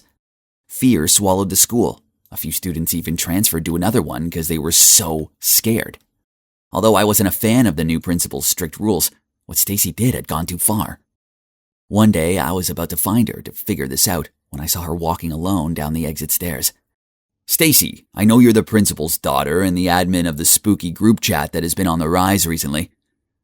What? Stacy's the principal's daughter? Unbelievable. And wasn't that person Mr. Smith, the vice principal? Perhaps we're after one same thing. Don't you want your mom to work elsewhere too? Right? But your method doesn't seem to be working so well. So what do you suggest? There is an easier way, that is, hand me your mother's seal. I will take care of this. That's too dangerous. How can I trust you? Now that we're on the same boat, you probably don't want your mother to know what you've done behind your back, do you? As soon as Mr. Smith left, I immediately ran to Stacy. No, you can't do that. You don't even know him personally. Be careful. But Stacy insisted on doing it on her own. She said that since her father passed away, she'd grown tired of her mother's rules. School was the only place she used to feel free. But now, that also been ruined for her. I can't live 24/7 under my mother's containment. Do you understand? Well, it's true that being a teacher's child must be stressful enough already. Not to mention being the child of a strict principal. That would surely be even more exhausting. But conspiring with Mr. Smith was a step too far, right? And what will be, will be. A few days later, a ton of messages regarding the principal faking test scores to improve the school's ranking broke out. And of course, she would be subject to disciplinary procedures and may have to quit her job forever for violating professional ethics. I looked over at Stacy. Her face darkened and suddenly she darted out of the classroom. I chased after her and looked everywhere for her, but she was nowhere to be found. Until I heard a sobbing sound coming from the abandoned canteen. Thank goodness, there she was. Seeing me, Stacy burst into tears and poured her heart out. She could not have foreseen the consequences of her actions and naively let Mr. Smith take advantage of her and created all this. Stace, I think it's best to tell your mom the truth.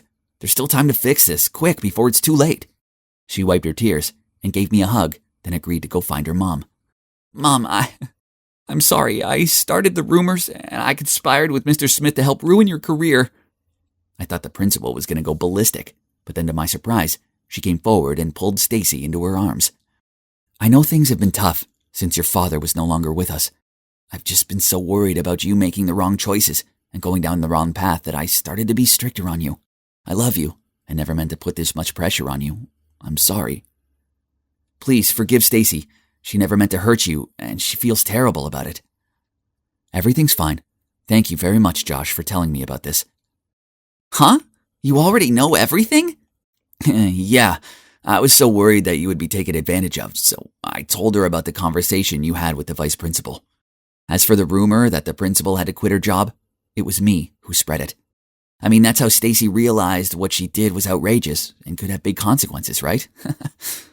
Although her mom forgave her, Stacy was still nervous because she'd given Mr. Smith her mother's seal. It's okay, dear. What you did accidentally helped me to get evidence of his embezzlement by impersonating me. His misconduct will soon be handled. It's all good now. My work here was done. I fixed things with Stacy and her mom. But most importantly of all, I proved that the school's not haunted. So what's next? Well, Stacy must have been so moved by my heroic actions and started developing feelings for me. As she broke up with Mike, not long after that, then asked me out. But he's my best friend, and there's no way I'm making him sad over a girl, so I turned her down. Besides, her mischievous side is kind of terrifying. Girls are dangerous. Ugh, look at them flirting. What an eyesore. But don't get it wrong. Trust me, this is no happy family. That woman there isn't my mom. She's Rochelle, our housemaid. I repeat, housemaid. But it looks like she has her sights set on becoming my stepmom. Ugh. We only hired her because after my mom passed away, Dad and I struggled to deal with our grief. and our clumsiness as well, so tidying the house didn't take priority. I suppose Rochelle was an okay maid. Can't deny that she's a good cleaner, and her cooking is tasty. However, recently, I've noticed that she always cooks Dad's favorite meals. Also, they laugh and flirt and constantly give each other these gooey-eyed looks. Yuck! Today, she even took out her handkerchief and attentively wiped my dad's sweaty forehead. Who does she think she is? She definitely wanted to hypnotize Dad. If she thought she'd have a slot in this house, she was totally wrong. I needed to do something about this. I had to talk to Dad right away. Dad, Mom didn't pass away that long ago, but it looks like you've already lined up her replacement. Didn't you hurt Mom enough by reconnecting with your ex right before she died? What do you mean, replacement? Brittany, you're being childish and unreasonable. I don't know, and I don't care. But I want Rochelle to get out of our house immediately. She's for sure trying to get something out of you. Okay, fine, if you insist. But make sure you find a new housemaid to replace her. Ugh. So it turns out that finding a new maid who's actually good is nearly impossible. Dozens of people came to try out, but none of them were as considerate as Rochelle. Okay, after all, we still needed a maid, so I reluctantly let Rochelle stay until I found someone new. This didn't mean I was going to let my annoyance for her slide. I decided that while I was stuck in the same house as her, I may as well play some tricks on her to let out my anger. When she decided to cook, again, the divine chicken soup that my dad loved so much, I kindly added a little salt to make it more savory. But somehow, my dad still praised her delicious food. He must just be flattering her, right? So I tried it for myself. What? How could she do that? It tasted amazing. Ugh. Another time, I copied this trick I saw on TikTok by sticking layers of food wrap on Rochelle's door, then acting like there was an emergency. Quick! The oven is making weird noises. I think something's burning. Rochelle quickly ran out of the room and I couldn't help but laugh my head off. Her face was really funny. She then gave me this bewildered look and smiled helplessly. Ugh. Why did this woman never get mad? Okay then, let's step it up a notch. I decided to play the ultimate trick. Knowing that Rochelle was scared to death of cockroaches, I cut a cockroach shape out of paper and put it behind the fabric of her nightlight. That night, I was dozing off when I heard a screechy scream. Ah! Coming from Rochelle's room. Aha! Success! But she was so terrified that she fainted. Oops! Do you know what the most annoying thing is? Even after all the trouble I've caused her, Rochelle was still super sweet to me. She was always offering me cookies and asking me about my day and stuff. I felt like she was trying to play the role of a mother, and I didn't like that at all.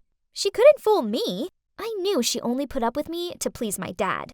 Thanks to Rochelle, I could never be at ease, even in my own home. But recently, a very special person has come into my life and lit up my mood. It was totally by chance.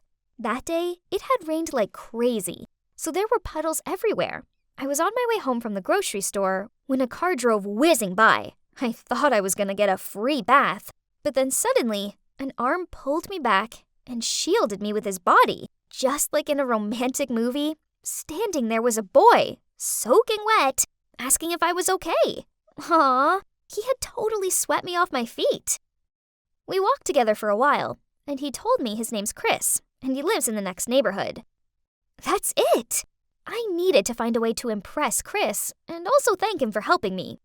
So, after some careful thinking, I decided to bake him a cake. I'd seen Rochelle bake before. It looked easy peasy. So I baked one and gave some to my best friend Sue to try. But she spat it out and said, "Ew, gross." I sadly sat in the kitchen, staring at my pathetic cake, and wondered where I'd done wrong. That's when Rochelle stepped into the room. But to my surprise, instead of laughing at me, she patted me on the shoulder. Come here. I'll teach you how to cook. Rochelle was a good cook, so I'd be stupid not to learn from her. This doesn't mean I like her, though. I just want to win my crush's heart. So after that, each day after school, Rochelle gave me a cooking lesson. Okay, so maybe she wasn't as bad as I first thought. We tried out different recipes together and came up with our own perfect formula. And finally, I could bake a lovely heart-shaped chocolate cake by myself to confess my love to Chris. And you know what? He said yes. I was so deeply in love with Chris that I totally forgot about my conflict with Rochelle. Chris often came over to my place. My dad and Rochelle loved him. So now, besides my dad's favorite food, Rochelle also makes Chris's favorites too. She's incredible. She could remember everything Chris loves and hates, even the trivia, like he's allergic to peanuts. We were just like a family, and I have to admit, it felt kinda good. And then, out of literally nowhere, the shock of my life happened. My dad passed away from cancer. I didn't even know he was ill. As you might guess, I totally broke down and didn't want to do anything after that. My mom and dad had both left me, just within a single year. But at least I still had Rochelle and Chris beside me. Rochelle took care of me like I was her actual daughter. I was going through such a tough time in life, but having them around made me feel like I wasn't completely alone. The grief had to fade away eventually, and it's gonna be okay from now on, I thought. Until one day, I was baking cupcakes when my dad's lawyer appeared and showed me the will.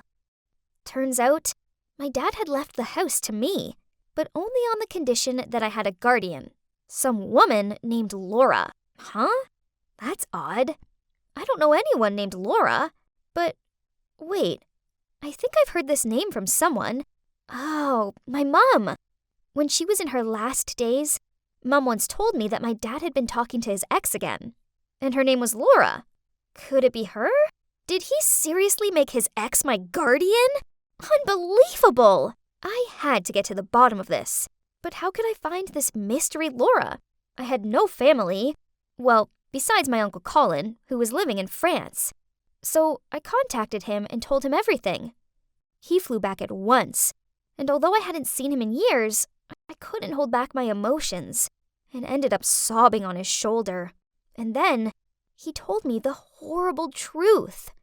Laura is none other than the woman who had just walked through the door.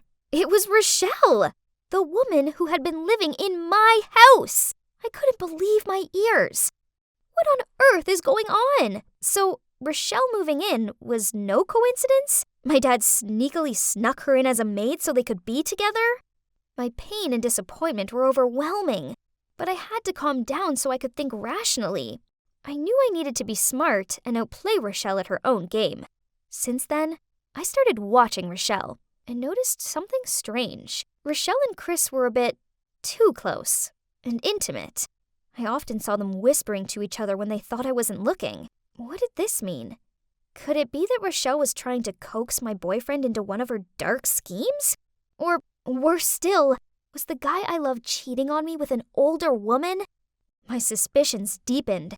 When a few days later, Chris told me he was sick, so I had to take the school bus for a couple of days. And Rochelle also asked me for a few days off. Could it just be coincidence? I didn't think so. So I decided to be a detective for once. Right after Rochelle left, I started following her. And with no surprise, she went to my boyfriend's house. Hi, Mom. Excuse me? Mom? She's his mom? So that means she not only flirted with my father, but also planted her son to distract me to take over my family's property? I trusted them.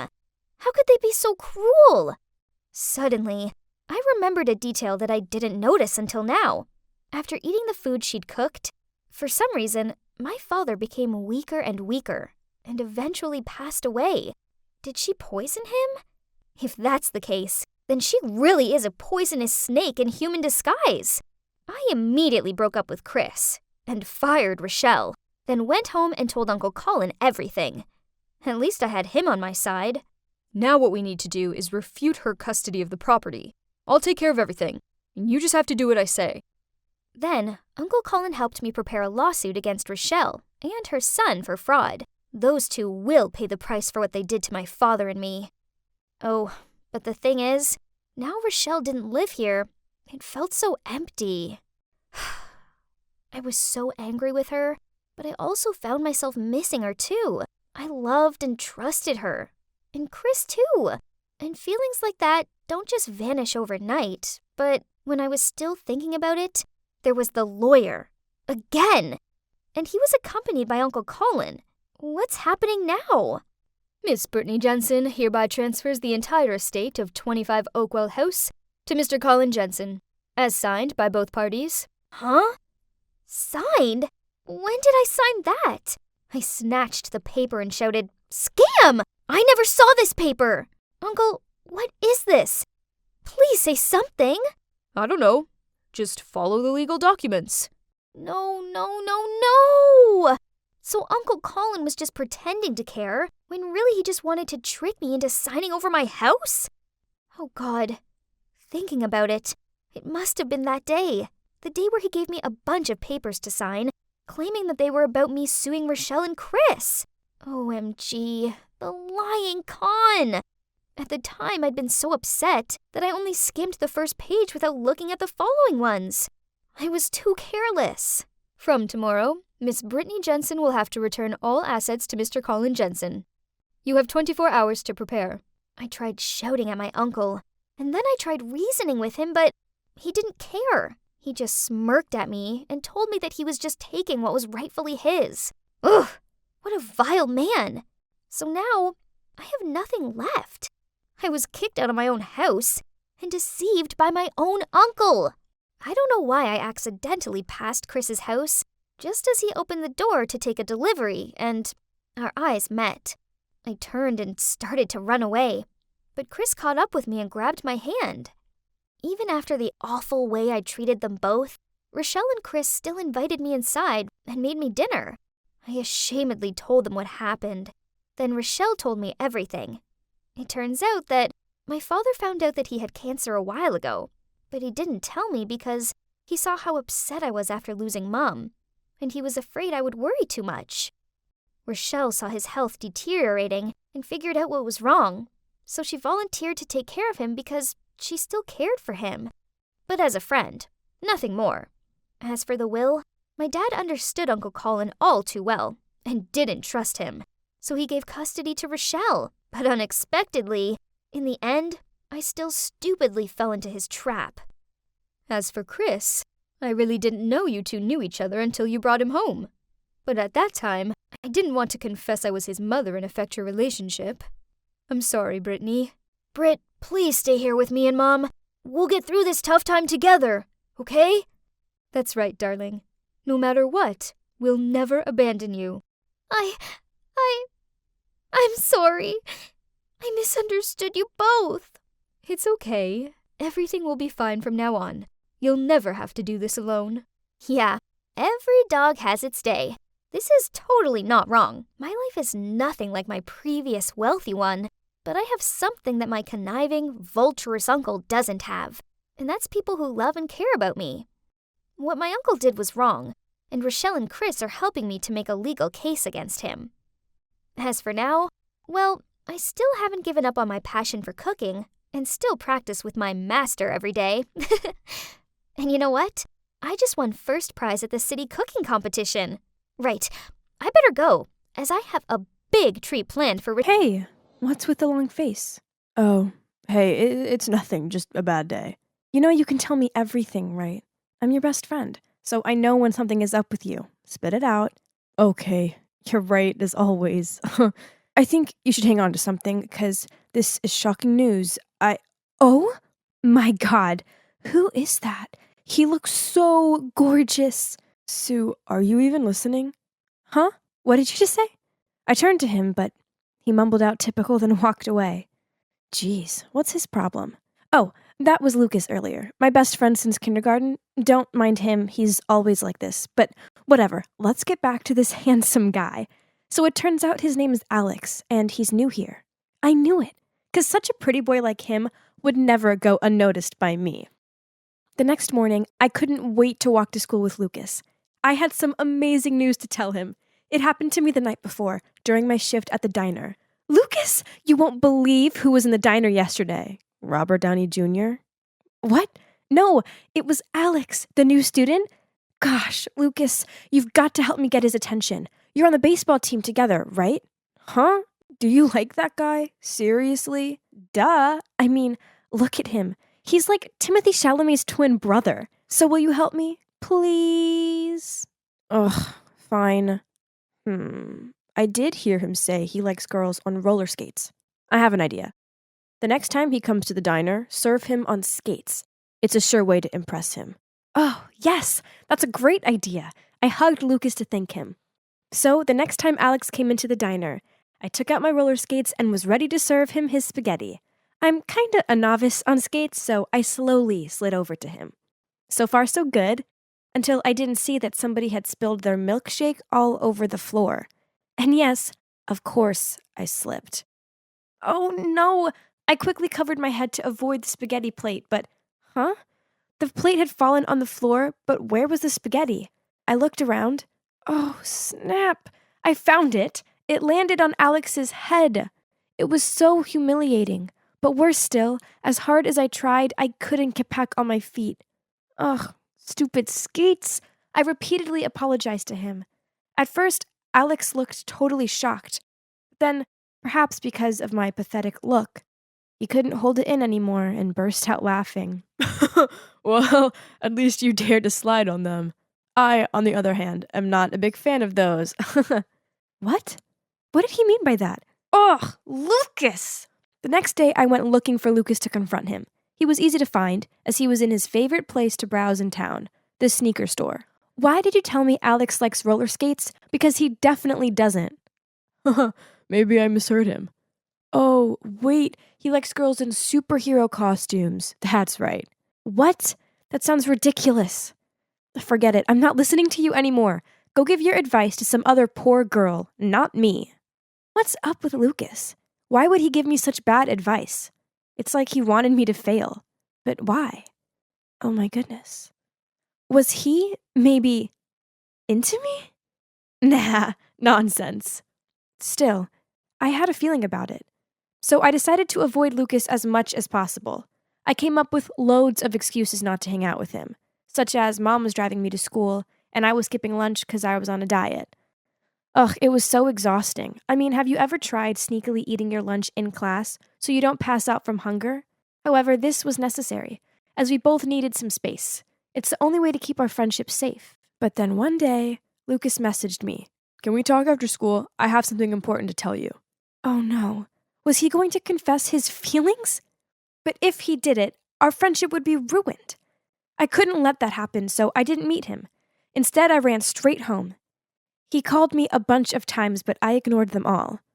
I ghosted him, to be exact. Jeez, I wasn't proud, but I had to save our friendship from stupid Cupid.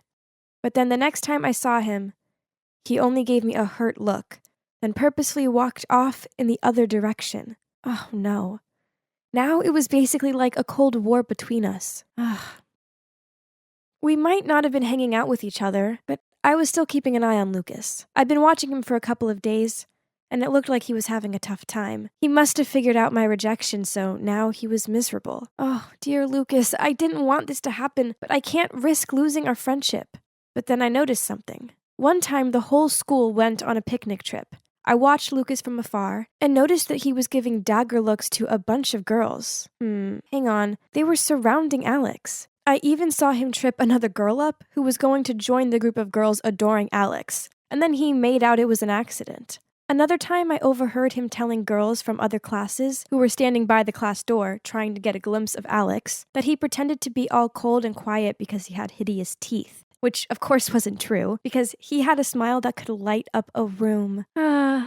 Looks like it wasn't just me. Lucas didn't want any other girls going near Alex. Did he hate Alex that much? Or he likes Alex? For heaven's sake! Stop thinking such nonsense, Sue! Your head was messing with you. Then one day, my mom heard that Lucas's mom was sick, so she made some chicken soup and told me to bring it over to his mom. I didn't want to go around there. I mean, what if I saw Lucas? Awkward. But who was I to deny a sick lady's soup? When I arrived, I opened the door and let myself in as I usually do. And that's when I heard the conversation between Lucas and his mom. Lucas, you need to forget about Alex. I want to, but I can't, Mom. He's always on my mind. Anyway, the important thing is your health. You need to eat something. Look at you, you're not getting any better. How can I eat after your dad left us? It's like all this time I've been living in a lie. I'm so sorry. Wait a moment. My Sherlock Holmes intuition was kicking in. Now everything makes sense. Why Lucas was sad for a couple of days, why I hadn't seen his dad for a while, and why his mom was suddenly sick. It's because Lucas was gay. His father probably didn't take it so well, so he left, which was really devastating for Lucas's mom. But I'm his best friend. Why didn't he tell me? Man, he hid it really well. But not only that, he also tried to sabotage me when he knew I had a crush on Alex. Well, it turns out we weren't best friends like I thought. But no, I couldn't just ignore this. I needed to talk to Lucas to clear things up. The next day, Lucas had baseball practice, so I went to find him at the field, but he wasn't there. I asked some of his teammates, but nobody knew where he was. Where could he have gone? And that's when I saw Lucas with Alex behind the bleachers. Well. Look at them. All lovey-dovey. They talked for a bit, then each of them walked away in a different direction. I watched them from a distance with my arms folded. That traitor! I was so ready to yell in Lucas's face. And that's when our eyes met. He was startled when he saw me, like he'd just been busted. Well, it was technically the correct word to describe the situation. Sue, what are you doing here? Why do you look so flustered? Come on, I know about your relationship between you and Alex, so you don't need to hide it anymore. How did you know about it? I heard you and your mom talking about it, but I don't understand. How could you do this to me? You knew that I liked Alex. I know, but I couldn't explain. I was so ashamed. You should have talked to me first, but instead you stole Alex from me. Best friends don't do that to each other. Hold on a minute. What did you just say? I stole Alex from you? What do you mean? Ugh, come on. Just stop with all this hiding and lying. I know you two are together. What? Why was he overreacting like this? Was what I just said not true? Well, turns out it wasn't. I was totally wrong. Just one thing was for sure. My detective intuition sucked. And that's when Lucas told me the truth. Lucas and Alex weren't in love. Lucas even hated Alex because he's Lucas's half-brother. Oh my. It's like I got lost in a telenovela or something. When my mom was pregnant with me, my dad got drunk and made a big mistake with a colleague of his. She fell pregnant with Alex, but my dad didn't know about it. Then, a month ago, Alex's mom was diagnosed with a serious illness. She didn't want him to end up alone if she couldn't make it. So she showed up in Dad's life again and messed everything up. Oh my God. So that's why Lucas's mom all of a sudden got so skinny and sick. And Lucas's dad didn't leave them. No, it's because his mom kicked his dad out of the house. I wanted to tell you in the canteen the other day, but you were too starry-eyed over Alex to listen. This made me mad, so I tried everything to prevent you from getting close to him. My family's broken because of him, so I don't want my best friend to fall for someone like that. Oh, it turns out I'm a really bad friend. My best friend had problems at home, and I didn't even know it. No, because I was busy daydreaming about a guy I barely knew. I apologized to Lucas and promised that I would pay more attention to him, and then we hugged. On the plus side, at least none of my crazy theories were true. So it turns out it was all just one big misunderstanding. The Cold War between us ended, and our friendship remains as amazing as ever. I also managed to convince Lucas and Alex to give each other a chance. After all, they're half-brothers, and what happened between their parents wasn't their fault. Besides, Alex's mom is seriously ill, so he needs Lucas more than ever. It's great hanging out with them both and seeing them laughing and joking about. Peace at last. The three of us have become pretty great friends. Oh, do you want to hear something funny? Lucas actually offered to matchmake me with Alex. But it's okay. I refused. Why, you ask? Well, the three of us are such awesome friends now, and I don't want anything to ruin that. Pretty mature of me, right? Here's the rest. Thank you so much. No problem. Congrats to you both. You're probably thinking, why is that girl so happy about giving me money? Well, it's my consulting fee for helping to win over her crush. Yep, it all started about a month ago when, thanks to my amazing advice, my BFF Haley won over this hot boy, Luke. And the best part is, it only took one picture. Well, I know that boys like Luke are so fed up with dating the popular, hard-to-please girls, So when my cute, sweet-natured friend handed him a sketch she drew of him, then shyly confessed her feelings for him, as expected, Luke fell head over heels for her. How did I come up with such a cool plan, you ask? Well, I basically have the superpower to read boys' minds. That, and I also know the real personality of each type of boy. Why? It's because I've lived with my 3 wonderful brothers for the past 15 years, and every day I had to put up with their bad habits. Ugh. Such as my eldest brother, Axel, the jock. Outside, he was always shiny and well-groomed, but at home, he never tidied his room and once went a full week without bathing. Ew! Then there's my second oldest brother, Stefan, the prodigy who didn't say much. Unless he's at home. Then he won't quit bragging about everything in the world. I swear, I've never seen him be quiet for more than a minute. Then lastly is my youngest brother, Gavin, the friendly one. Haley thinks he's so kind and gentlemanly, but she doesn't see him at home when he's always teasing me and stealing my food. God, just talking about it makes my blood boil. So tell me, ain't I qualified to open a relationship counseling service with such broad knowledge of guys yet? And actually, it was Haley's idea. She'll go find clients, and I will give advice to help them win their crush's heart. And up till now, our consulting success rate is 100%. So it's not surprising that our name quickly spread throughout the school. One day, I was eating lunch when Haley ran up to me and excitedly said, "We have a big client." Who is it? Turns out it was Claire, a popular mean girl at school. I immediately shook my head. I'm not going to do it. You know I don't like Claire at all. Come on, she's paying double than usual. Nope, I don't want to help her. But Madeline, please, I already took her money. What? Was she being serious? Then, meeting my glare, Haley hurriedly continued. You see, Claire is already super popular. So, with your brilliant mind full of tips and tricks, she'll get the guy, and you'll get the validation. I suppose this would be good for the consultancy. Besides, Haley had a point. Regardless of the type of boy, I always knew what was needed to attract him. Okay, so who's our target? Ryan. What? Ryan, as in the nerd? Claire likes him? In response, Haley just smiled, nodded, and then bit into her lunch. Well, I didn't expect that. But whatever, that was Claire's business. Even if the target was a nerdy boy known for hating girls and not dating, it couldn't intimidate this Madeline. So, I embarked on the tactic mission for Claire. Now, let's see. A nerd would definitely fall for a girl with the same interests as him, right? So, the very next day, as planned, Claire was waiting for Ryan in front of the literature class. Seeing Ryan from afar, she immediately pulled out the book Wuthering Heights and pretended to be reading intently. But Ryan just passed by without even glancing at her, so she immediately chased after him and read a paragraph aloud. But Ryan kept on walking and even put his headphones back on. At this point, Claire could only stand there and stomp her feet. Well, that was a big fail. Seems like I needed to change the strategy. What about Lego? I mean, what nerd didn't like that? With this in mind, I spent the whole day helping Claire assemble a model of Hogwarts to give to Ryan. She proudly showed him the masterpiece, but he muttered out, "No thanks," then walked off, leaving Claire with a dumbfounded look on her face.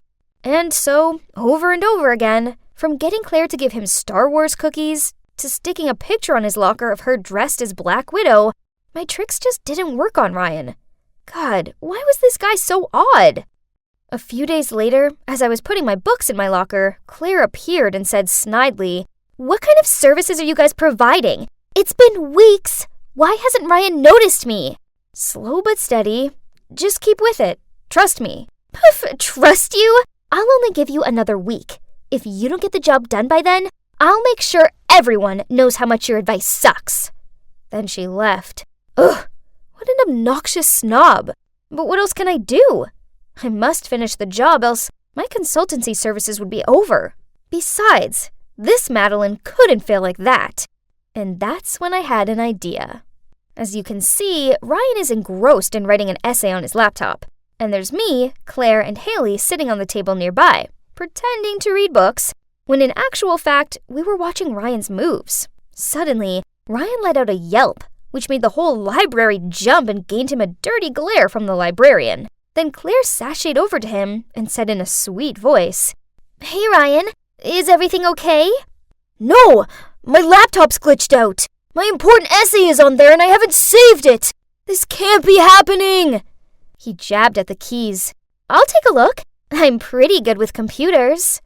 She leaned over the laptop. Suddenly, Ryan's laptop made a noise and came back on, and the essay was perfectly fine. Wow, who would have thought that a hot girl like Claire would be such an IT expert, right? Ryan profusely thanked Claire and even invited her to lunch. Aha! Success, finally! But hey, don't tell me you also believe that Claire knows that much about computers. Of course not. It's all thanks to my brother Stefan. He showed me how to quickly install software to make it look like it was broken. So I used it on Ryan's laptop when he went to grab a book. My bro also showed me the secret code to get it working again in a flash, and I passed this on to Claire. Finally, the most difficult mission I've ever faced was over, and Claire and Ryan were officially dating. I wanted to celebrate, so I planned a movie trip with Haley. But then Luke surprised her with amusement park tickets, and she canceled to go with him. Ugh, so much for mates before dates. So here I am alone. It's safe to say I was in a bad mood, but then, to make it worse, the couple sitting behind me kept teasing each other, loudly smooching, and even kicking my chair. Ugh! I can't take it anymore. I turned around and was about to give them a piece of my mind. Huh? It was Claire with Jackson, the troublemaker from math class. The two of them also panicked when they saw me. What is this? Didn't she just ask me to help win over Ryan? Before I could ask her what was going on, she dragged me into the lobby. You better keep quiet about this or else. I don't get it. I thought you liked Ryan. Please. Of course I don't actually like that nerd. I'm just using him. If you tell anyone about this, I'll make sure your consulting service is finished. What? Is she threatening me? Well, it's true that she paid for the consulting service, but that doesn't mean I accept her using me for malicious purposes. I couldn't just stand by and watch Claire play with Ryan's feelings like this. So I left the movie theater and went around to Ryan's house. As soon as he opened the door, I blurted the truth out to him. He looked bummed out about it and then shouted at me to go away. Please, Ryan, we can't let her get away with this. We need to teach her a lesson. He thought about this, then eventually nodded and gruffly said, Yeah, fine. Whatever. Luckily, that weekend, Claire's parents invited Ryan over for dinner. Now, let the payback plan commence. It's Claire. My phone went off, so I borrowed my sister's to text you. Come over in 15 minutes. I miss you so much. Okay, on my way. Love you. X. I was going over the plan once again in my head, then I suddenly saw someone sneaking near Claire's bedroom window. It was Jackson. He quickly climbed into Claire's room. I texted Ryan at once. The prey has arrived, then climbed in after Jackson. Seeing me, Jackson was frantic. What on earth are you doing here? Right at that moment, we heard footsteps outside. Afraid to be caught, Jackson ran over to the window to escape, but I quickly rushed over to block his way. What are you two doing in Claire's room? That was Claire's mom, and behind her was Ryan, and a panicked-looking Claire. Claire, please can you explain to me why there appears to be a gathering taking place in your room? Claire gave a flustered look, then blurted out, well, I'm dating Jackson. I only lied to you that I was dating Ryan because he's a top student, so you wouldn't stop me going out to see him, as I knew you'd never accept Jackson. It turns out, Claire's parents were so excited about her daughter dating such a smart boy like Ryan that they wanted to invite him over, which is why she hired me to help. They were furious to learn she'd been deceiving them, and no surprises, they grounded her for a month with no allowance. Poor her, but she had it coming. So, now what? Well, I decided to stop the consultancy service. I love helping people, but I don't like seeing anyone get hurt.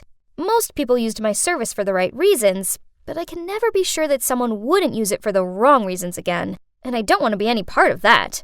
It's not all bad anyway, as I've made a new friend out of it. Ryan.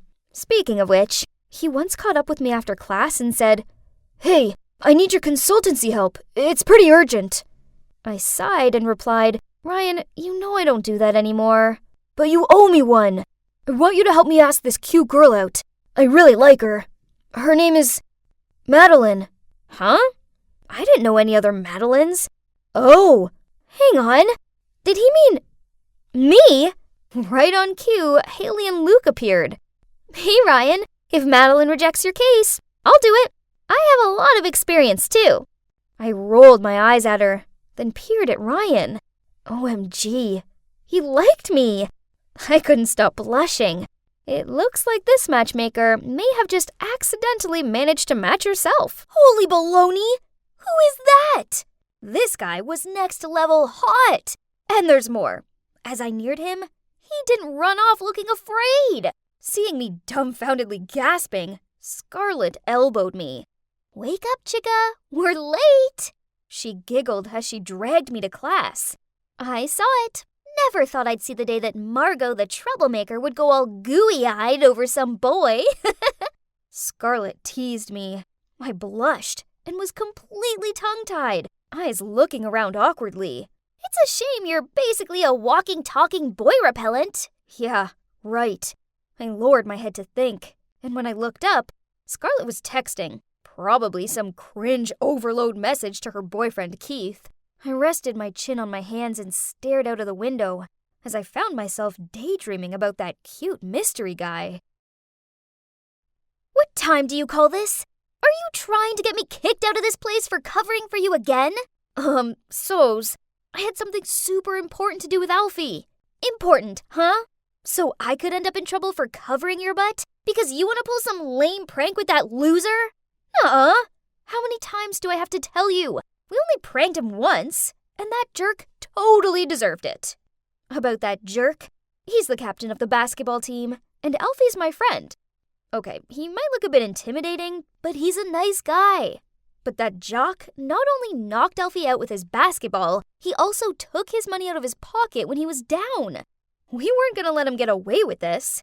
So that night, we snuck out and poured greasy cooking oil all over the field, which made the whole team slip and fall again and again. It was hilarious. Unfortunately, word of our involvement reached the principal, so Scarlett had to call her dad to help me. Okay, so this wasn't exactly the first time Scarlett had saved me. She only got mad as she had to save Alfie's butt too, even though she hates him. Come on, I'm sorry. Would you mind? It's midnight and we need to sleep. Shut up, Miley. No one asked you. Fine. Go to bed and shut up so we can actually get some sleep. Poof, those girly girls. Wake up, princess. The class is over. I groggily got up and followed Scarlett like a zombie to the cafeteria. But then I came to an abrupt halt. There, standing on the corner of the hallway, was that handsome guy. What on earth is going on? I've asked Keith to do some research. Now, do you want my help or not? I still froze and couldn't say anything. OMG, I'd never felt so nervous like this before. I nodded while holding her arm. Wow. So all it took for the mighty Margot to turn into a timid wreck was some dude? Oh, and by the way, he's called Jared, and he's studying classical music. Very elegant. Huh? I blurted out. Classical music? This sucks! I mean, how's a girl like me ever gonna reach his level? Don't worry, I'll help you. Then she changed her attitude. On one condition. You know what? Scarlett demanded me to stop hanging out with Alfie, 'cause it was not good for the girly image I needed to get Jared's attention. Plus, I wouldn't be allowed to pass the dorm's curfew. If I broke these conditions, then she wouldn't help me anymore. Fine, I agree. Sorry, Alfie, you'll just have to carry on without me.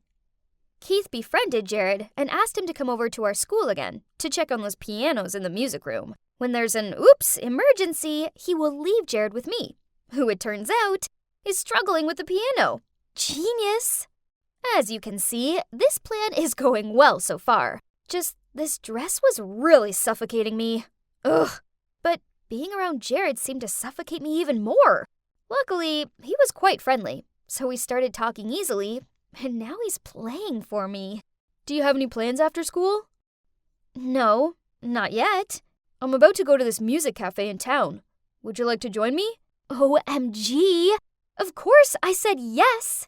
Does this count as a first date? We actually had a lot of fun. I was in seventh heaven. On our way back, I was startled when I saw Alfie across the street. Noticing me with Jared, Alfie glared at me with this maddened, wide-eyed look. I gave him the shush sign and looked away. No surprises. My phone beeped. You blew me off to hang out with that sissy boy? And what's with your clothes? Jeez, Alfie was angry for sure, but I couldn't do this right now. I'd promised Scarlett I wouldn't talk to him anymore. So I ignored the message and walked straight past him. As soon as I arrived back at the dorm, the girls cooed around and asked me about the date. They seemed so happy for me. So, when's the next date? He asked me to come over to his school tomorrow, and then we're gonna have dinner. Ah! The girls screamed in unison. Surprising, as I didn't think these grumpy girls cared this much about me. I was so excited about the date, so I arrived early at Jared's school to find him practicing with another girl. I walked into the room with a smile on my face, and Jared introduced me to her, Maeve. Then he told me to wait there and left to go to the bathroom. This Maeve girl sniggered, then looked me up and down and said, "Give it up. An unrefined girl like you doesn't deserve him." Huh? What on earth did I ever do to her? Angry, I knocked over her music sheets. She picked it up, then sternly said, "Just you wait. I won't let you get away with it." Then she shoved past me and stormed off. Then, at dinner, I couldn't help it. So, that Maeve? Our parents are very close, so we've been friends since we were little, and now we both study music. She seems really into you. I'm not so sure about that. We're just friends. So, he doesn't like that Maeve girl? I guess. Just forget about her. I have a very important date with Jared, and I need your help. Right at that moment, a call from Alfie arrived, but Scarlett was sitting right next to me, so I couldn't pick up. After a few calls, he texted me, "You gotta help me this time. I can't do it by myself." Oh, God help me. I didn't have the heart to abandon my friend. So, I decided to sneak out and go see Alfie. Okay, so it's not what you think. Those times I was late weren't because we were up to no good.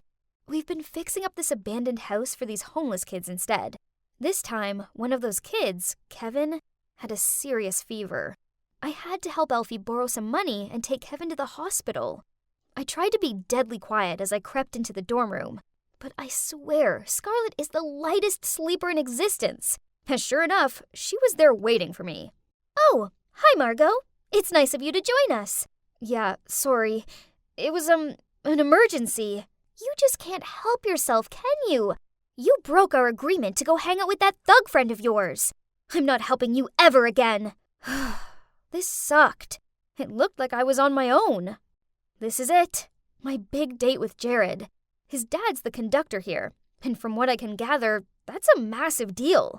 Without Scarlett to help me find the right dress for this event was a nightmare. Oh man, everyone looked so luxurious and classy. I felt like a sore thumb. This obviously wasn't the world I belonged to. But Jared's gentle smile soothed me down a lot. But soon, Maeve was coming towards us. Ugh. "Jared, darling, congrats! I think this concert will be amazing." "Oh, it's you again. Nice dress." Ugh! She was really pulling on my leg. But stay calm. Now breathe. Breathe. Then they both talked about Mozart, Beethoven. I didn't understand a thing, as well as the whole concert. I didn't understand either. Afterward, Jared led me over to his parents. OMG, this was scary. I gave them the bouquet of flowers I've prepared and congratulated them on the concert. Luckily, they both seemed really friendly and were really content with my gift. But then Maeve appeared and hugged Jared's mom. "Jared, it's lovely to be around such polite girls." Smirking, Maeve replied, "I wouldn't be so sure about that. Margot here likes hiding her true personality." Okay, so I may have failed to keep my cool and blurted out some bad words. Oops. Jared and his parents looked shocked by this, but before I could try and rectify the situation, Maeve pulled out her phone and waved around a photo of me with Alfie. I wanted to explain, but I just ended up stuttering out a load of nonsense. In the end, Jared pulled me aside and told me, I think it's best if you just leave. I ran out of there close to tears. Worse still, I couldn't run in this dumb dress. I'd lost Jared, and it was past curfew. So if I went back now, Scarlett would get mad at me. So I decided that I wasn't going to go back. Nope. Instead, I was going to run away. I'd been staying here for a couple of days. I feel safe here, and Alfie bought me some clothes and food. Ugh, why is she here? I wasn't in the mood for a lecture. But to my surprise, she rushed over to me and wrapped her arms around me. How could you just leave me like that? Have you any idea how worried I've been? Anyway, Alfie told me everything. I'm sorry for misjudging you. She pulled away. You do stink, though. There's one more person who wants to see you, Margot. I looked at him with confusion. Then at the door, it was Jared. Margot, when I saw that photo, I was shocked. I thought I must be some joke to you, and you were really with Alfie. But then I couldn't stop thinking about you. Now I've spoken to Scarlett and Alfie. I know better. I like you, Margot. The real you. And I don't want you to think you have to change for me. Do you think you can give this idiot another chance? I hesitated, pretending that it was something I had to think about. Then smirking, I shouted out yes and rushed into his arms. So, what now? Well, I'm back in the dorm, and yep, I still sneak out, and yep, Scarlett still covers for me. Jared and I are an official couple, and he's even helping me with a fundraiser concert to help out the homeless kids. So, I guess that this tough girl is actually not so tough after all. Hey, what exactly do you think you're doing? I know you stole my money. Give it back to me right now. Yeah, give it back to Sophie. That's her allowance. What money? I don't know about any money. I shrugged as I walked toward my bed, ignoring Sophie's furious face. After that, I had to listen to Sophie throw more accusations at me. Blah, blah, blah. I know it was only because I was a tomboy, so surely if a girl chooses to have short hair and wear baggy clothes, then she must be a thief. Poof! Eventually, I reached my breaking point. Quit with the accusations. I didn't steal any money. I didn't even know you had money. I know you took it. If you don't return it to me this instant, then I'm going to tell Miss Hopkins. Her idle threats didn't bother me, so I just flopped down on my bed and played on my phone. Talk about a heavy atmosphere. Ugh. Then I saw them all frantically checking their phones and giving each other confused looks.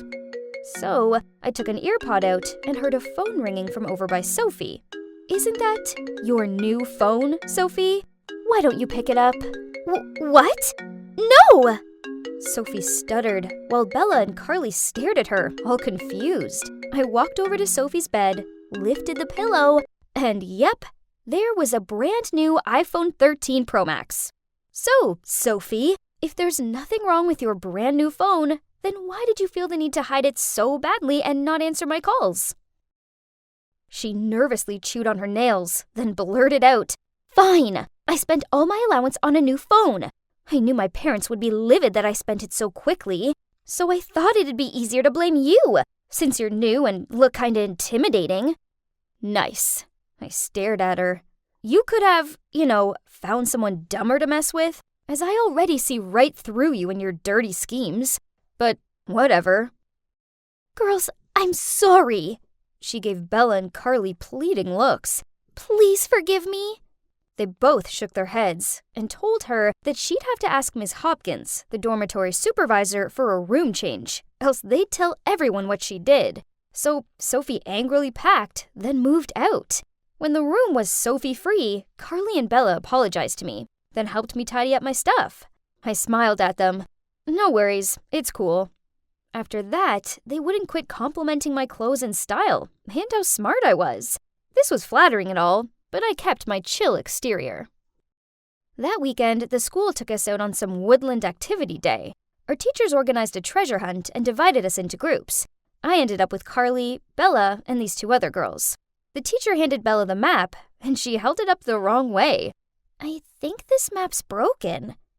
I chuckled, took it off her, then using the first clue we'd been given, I quickly found out that we needed to walk 100 steps east and find a tree by the lake. Turns out, all of the other clues were as easy peasy as the first one. And soon we'd finished the game. In first place. Everyone was gawping and clapping at me. Poof, it's just a piece of cake. We were on our way back to the dorm room when Carly sidled up to me and said, "Hey Sam, you did great today." "Oh, it's nothing. Puzzle games are my cup of tea." Hey, I have an idea. Let's form a detective team, as our school still has a few cases unsolved.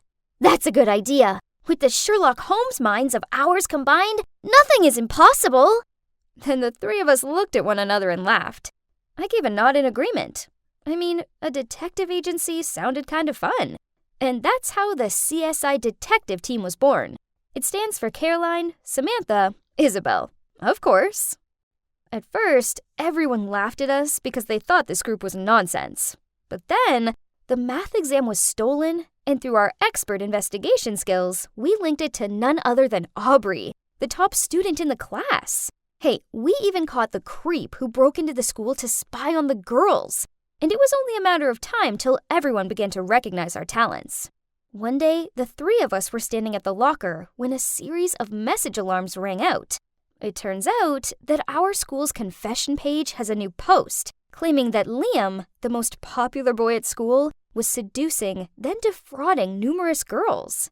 They also posted some of the love notes Liam had slid into the girls' locker to manipulate them into giving him money. The message showed, "I can't wait to take you on a special date, but my debit card won't work. If you lend me yours, I'll make our date unbelievable. I promise. X." OMG, this is unbelievable. At that moment, I felt a tap on my shoulder, and I turned around to see a sullen-looking Liam standing there. "Please, you've gotta help me. These are all false accusations. Please help me find out who did this." And of course, all of us nodded immediately. No one would refuse to help a boy as cute as Liam. Oh, I mean, we're the school's famous detective team, so how can we ignore this? Right? Yeah, right. I rolled my eyes. I didn't blame Carly for liking Liam. I mean, everyone likes him. I guess even I did. Bella then interrupted my daydreaming. "Come on, guys. Let's focus on our job. I think the person who did this must have some kind of grudge against Liam." Everyone agreed and started investigating, which led me to sneak into Liam's dorm and rifle through the bin. Bingo! I found a scrunched up piece of paper with the messages Liam had supposedly sent to his victims, scrawled in green ink. Then, who should just so happen to have green smudge on their hand but James, one of Liam's roommates. It turns out, James did this just because he was jealous of Liam's popularity. How petty. Well, this success certainly made the detective group more credible. We actually had our own fan base, and I was always overhearing other kids talking about us in a good way. Best of all, Liam was so grateful to us that he started hanging out with us more. We even went to the park with him one weekend, and he bought us all ice creams. Carly kept on flicking out her hair and giving him doe-eyed looks, while being the chilled girl I am, I kept it at a smile and a thanks. The only one who didn't seem impressed by Liam was Bella, who took the ice cream, forced a polite smile, then ignored him. Oh well, at least this meant one less competitor for his affection. One day, we were having lunch when we overheard the girls at the next table talking about how a girl saw a ghost in the old chemistry lab, and it scared her so badly, she refused to leave her bedroom for days. According to the others, the legend of this ghost had been around for a long time. Now, this sounded like a job for the CSI, but Bella immediately folded her arms and shook her head. "No, I'm not going. There are no ghosts in this world." I firmly said, "Yep, so we have to go and clear this up."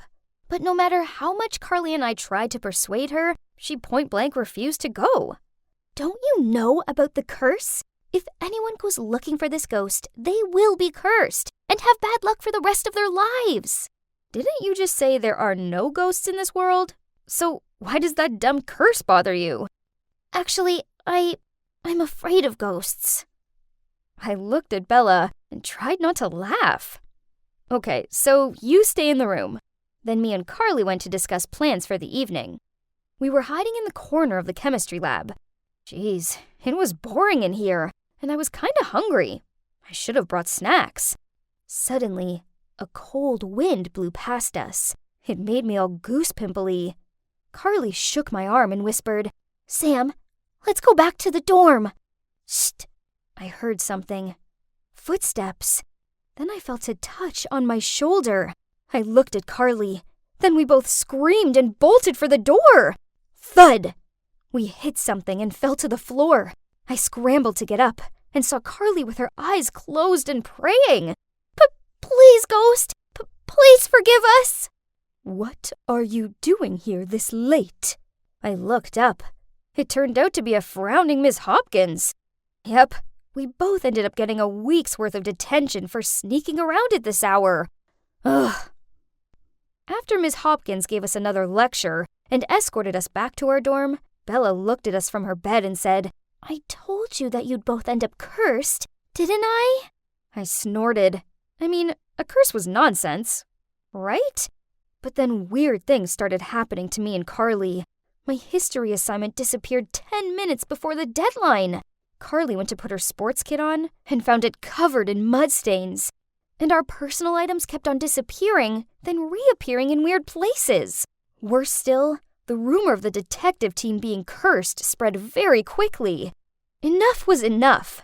I needed to investigate this so-called curse and get to the bottom of it. I told Bella and Carly what I planned to do, but they didn't seem convinced. "No, what if something bad happens?" "I'm never going back there." "Sam, you shouldn't go there either." Okay, chill. I won't do it. It's just an idea. Calm down." That's what I told them. But the thing is, I don't give up easily, and I needed to figure out what was going on. So that night, I snuck out of the room and went to the lab alone. The hallway leading to the lab was so dark and quiet that I could hear my own breathing. Then suddenly, I saw a dark figure standing in front of the lab door. I tiptoed over. Then I heard a voice. "Did anyone see you?" So ghosts can talk now? But wait, why is this voice so familiar? I shone my phone flashlight at it. Bella? And Liam? Bella startled. "Listen to me first. It's not what you're thinking." Oh my god, had my friend been betraying me all this time? I immediately turned away and stormed off. Bella tried catching up with me to explain, but I didn't want to hear it. It was her all along. She'd played those sneaky tricks on Carly and me so we thought we were cursed and wouldn't go back to her and Liam's secret rendezvous place. Back in the room, I told Carly what had happened, and we decided to ignore Bella. That's what she deserved. One day, we were eating lunch when Bella came over. Both of us were about to leave, but Bella hurriedly said, "Please give me a chance to explain." There's no need to explain. We know what you did. I know I messed up, but it's only because I'm afraid you guys will react like this, and I didn't want to lose our friendship. I put down the tray and reluctantly sat down.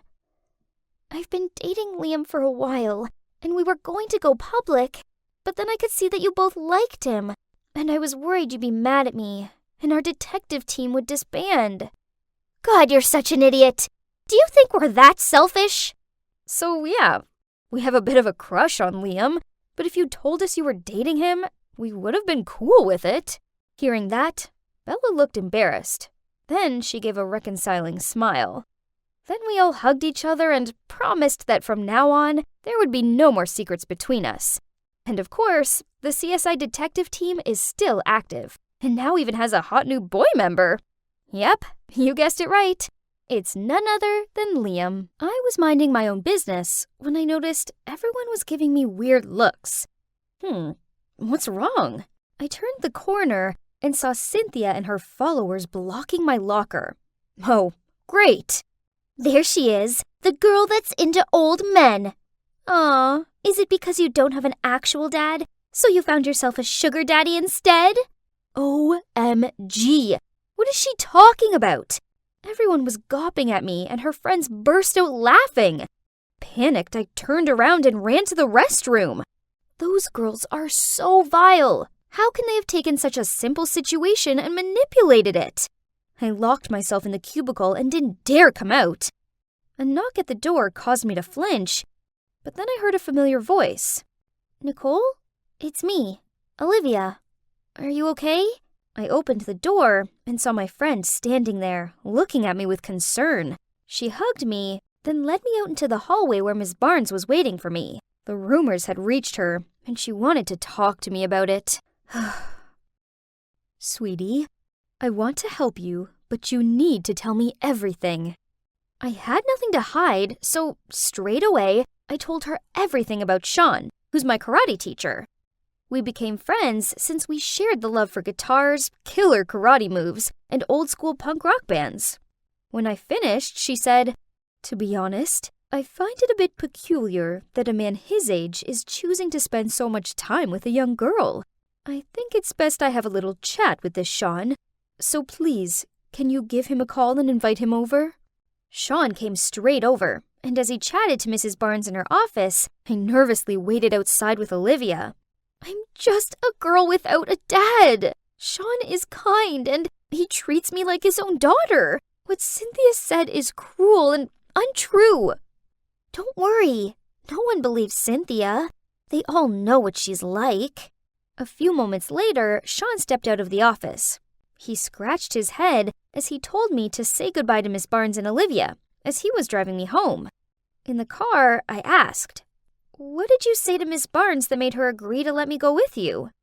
I said that the child would be around your age. Huh? What did he mean by that? Then he continued, Nicole, I have a long-lost child. I've been desperate to see them and be in their life, but it didn't work out like that. Then I met you, and I found myself bonding with you as if you were my own child. Hearing that, I asked right away, "Sean, would you like to be my dad?" He gave me this dumbfounded look, so I excitedly continued. "I mean, you're single, right? So's my mom. Why don't you two meet up and have a date? Just give it a try, please." Whoa, if Sean was my dad, my life would be fantastic. I smiled from ear to ear, seeing him bewildered. In my head, I instantly began planning their first date. Eek! This was the most exciting thing ever! But my good mood soon evaporated, as waiting for me on the doorstep with crossed arms and a stern expression was my mom. This was definitely not the time to introduce them, so I quickly thanked Sean and hurried inside. "Who's that man?" she questioned me. "I received a call from Miss Barnes, so I've been waiting for you. Who is that stranger?" "He's my karate teacher. He's just—" Then Mom interrupted me. "Why exactly is a man double your age choosing to spend time with a teenage girl?" "Don't worry, Mom. When you meet him, you'll see what a great guy he is." The next day, I arranged for them to have a lunch date at this quaint cafe in town. But the moment Mom walked in and saw him, she turned ghostly pale. Sean was also surprised. He stuttered, Louise? My mom cleared her throat. Ahem! Sean? This was confusing. I looked back and forth at them as if I was watching an intense game of tennis. So, they knew each other? Oh well, less time wasted on getting to know each other. So, I'm gonna leave you to it. I waved at them, then hurried out of there and sat on a bench nearby. But it hadn't even been 5 minutes when Mom stormed over. "Let's go!" and dragged me away. "I forbid you from seeing that man again!" What was happening? I was freaking out as I followed her. "Mom, slow down! At least explain why!" I shouted, but she bundled me into the car, then drove off, red-faced and silent. Through the car window, I saw Sean run outside of the cafe and stare at me with a saddened look on his face. "Mom, you know him?" I asked. She said, "That's none of your business. You just have to know that you are not allowed to see him ever again." "Why?" I yelled as I started tearing up. "He's nice to me. Why can't I be friends with him?" "Because you have to listen to your mother." Suddenly, my phone rang. It was Sean. I picked up, and he told me to turn the speaker so he could talk to Mom. Louise, it's me, Sean. Mom gave a startled yelp and told me to hang up, but I ignored her. Sean continued. Louise, listen. Is Nicole my daughter? What? Did I hear him right? Can someone please explain what was going on? Louise, tell me. Is Nicole my daughter? Mom snatched the phone off me, ended the call, then threw it onto the back seat. I was too overwhelmed to find any words to say, so we both sat there in shocked silence. The moment we entered our house, seeing that I was desperate to speak, Mom spoke up first. Nicole, please don't ask anything. I'll explain later, okay? I really wanted to know what had happened between them, but I knew there was no reasoning with Mom when she was being like this. So I quietly went up to my room. I couldn't sleep, as too many thoughts were buzzing around my head. Could Sean really be my dad? I mean, I'd never met my real dad, and whenever I asked Mom about him, she got super defensive. Mom and Sean clearly had history. So what if we're actually related? Unsurprisingly, I couldn't concentrate in school. I kept on yawning in class and playing over yesterday's events over and over in my head. When school's out, to my surprise, Sean was waiting for me at the school gate. We went to a coffee house, and there he told me the truth. Back in high school, I fell in love with my classmate. After a while, she suddenly told me she was pregnant and broke up with me. I definitely wanted to support and care for both of them, but she refused, then moved away. The last thing she told me was to stay away and never ever look for them. Before I had time to process his words, he smiled at me and continued. Nicole, I believe that you're my daughter. But first, we need to talk to your mom and have her clear this up. Whoa, this was a lot to take in. But at the same time, it was also pretty awesome.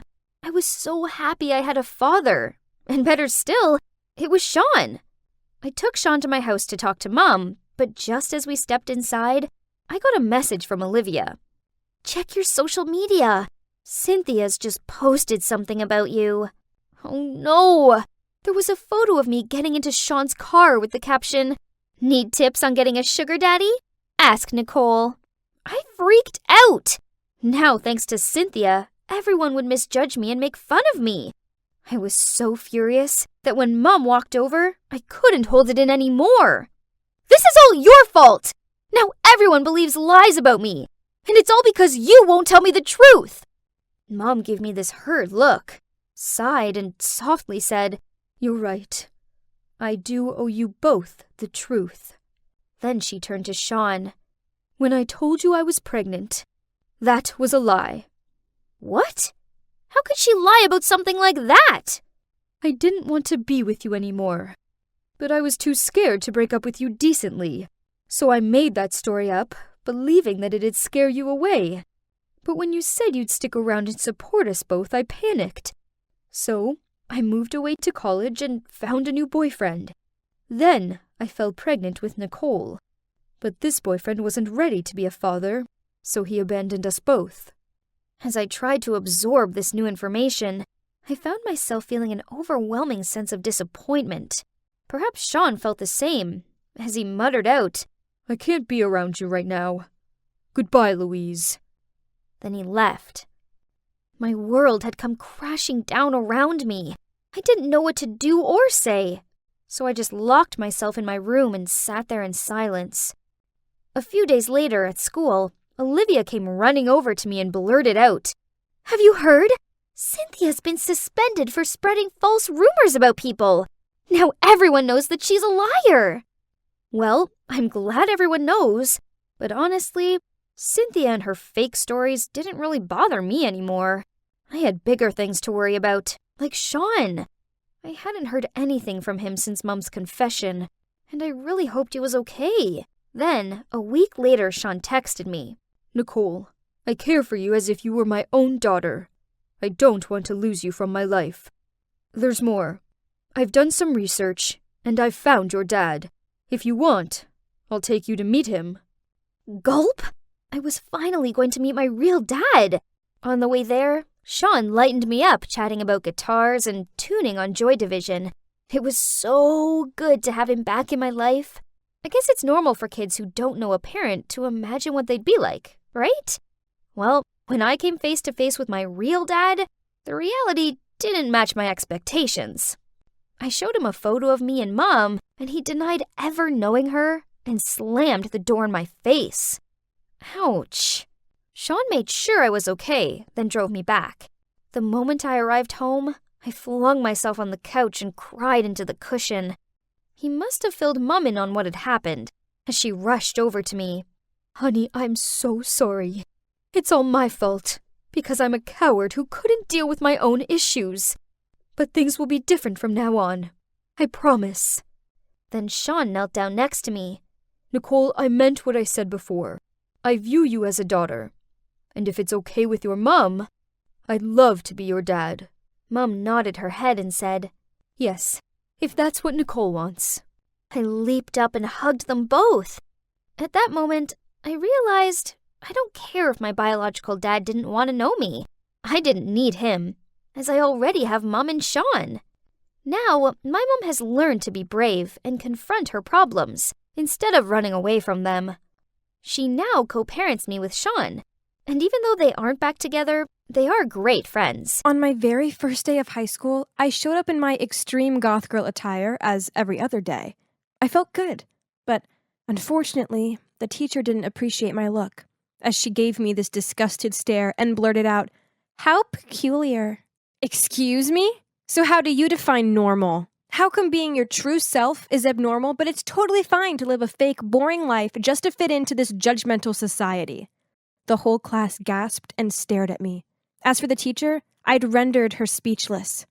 I guess word got around, as at recess this red-haired goth boy smiled at me, then said, "Hey, it's Miranda, right? Do you want to join my group?" Well, no need to ask twice. This guy was cute. And everyone in this group was goth too. This was where I belonged. They share my views on how the media's unattainable standards of beauty are fake, and how pathetic everyone is for striving to look like mass-produced dolls. Ugh. I like them. Actually, I didn't have many friends. You see, as soon as I discovered my true identity at 13 and started dressing this way, my old friends ditched me. People are always so quick to judge and don't gel well with others that are different. It's so lame. But whatever. Those bland blenders could never understand my effort to stand out and be true to myself. The only girl who stuck around was Isabel. She's been my best friend since we were 6. And my black lipstick and chokers didn't scare her off. My parents just thought I was going through a rebellious phase, so they let me do what I wanted. Only my older sister Harper was bitter about it. Oh, please! Biologically and technically, you are not a goth. You're an American who likes the gothic style. Jealous much? You see, Harper was your standard girl next door type. Just like everybody else. Yawn. Whatever. As it's her business. I don't care. But please don't force me to be like her. Ugh! Okay, back to school things. From that day onward, I joined the goths. They were all very cool. Especially the red-haired guy, Ralph.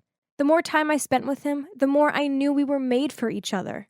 So one time, I confided in Isabel about my feelings for him and told her I was planning to ask him to be my boyfriend. Are you sure? It's just you haven't known him long and you don't know how he feels about you. Oh, bless. Isabel was being her usual sweet, caring, worried self. But come on, this was a sure bet. It's okay, Izzy. I'm the coolest one, not only in my group, but also in this school. There's no way he can turn me down. No. Ralph's answer cut right through me without any hesitation. I haven't even finished my love confession. Ouch.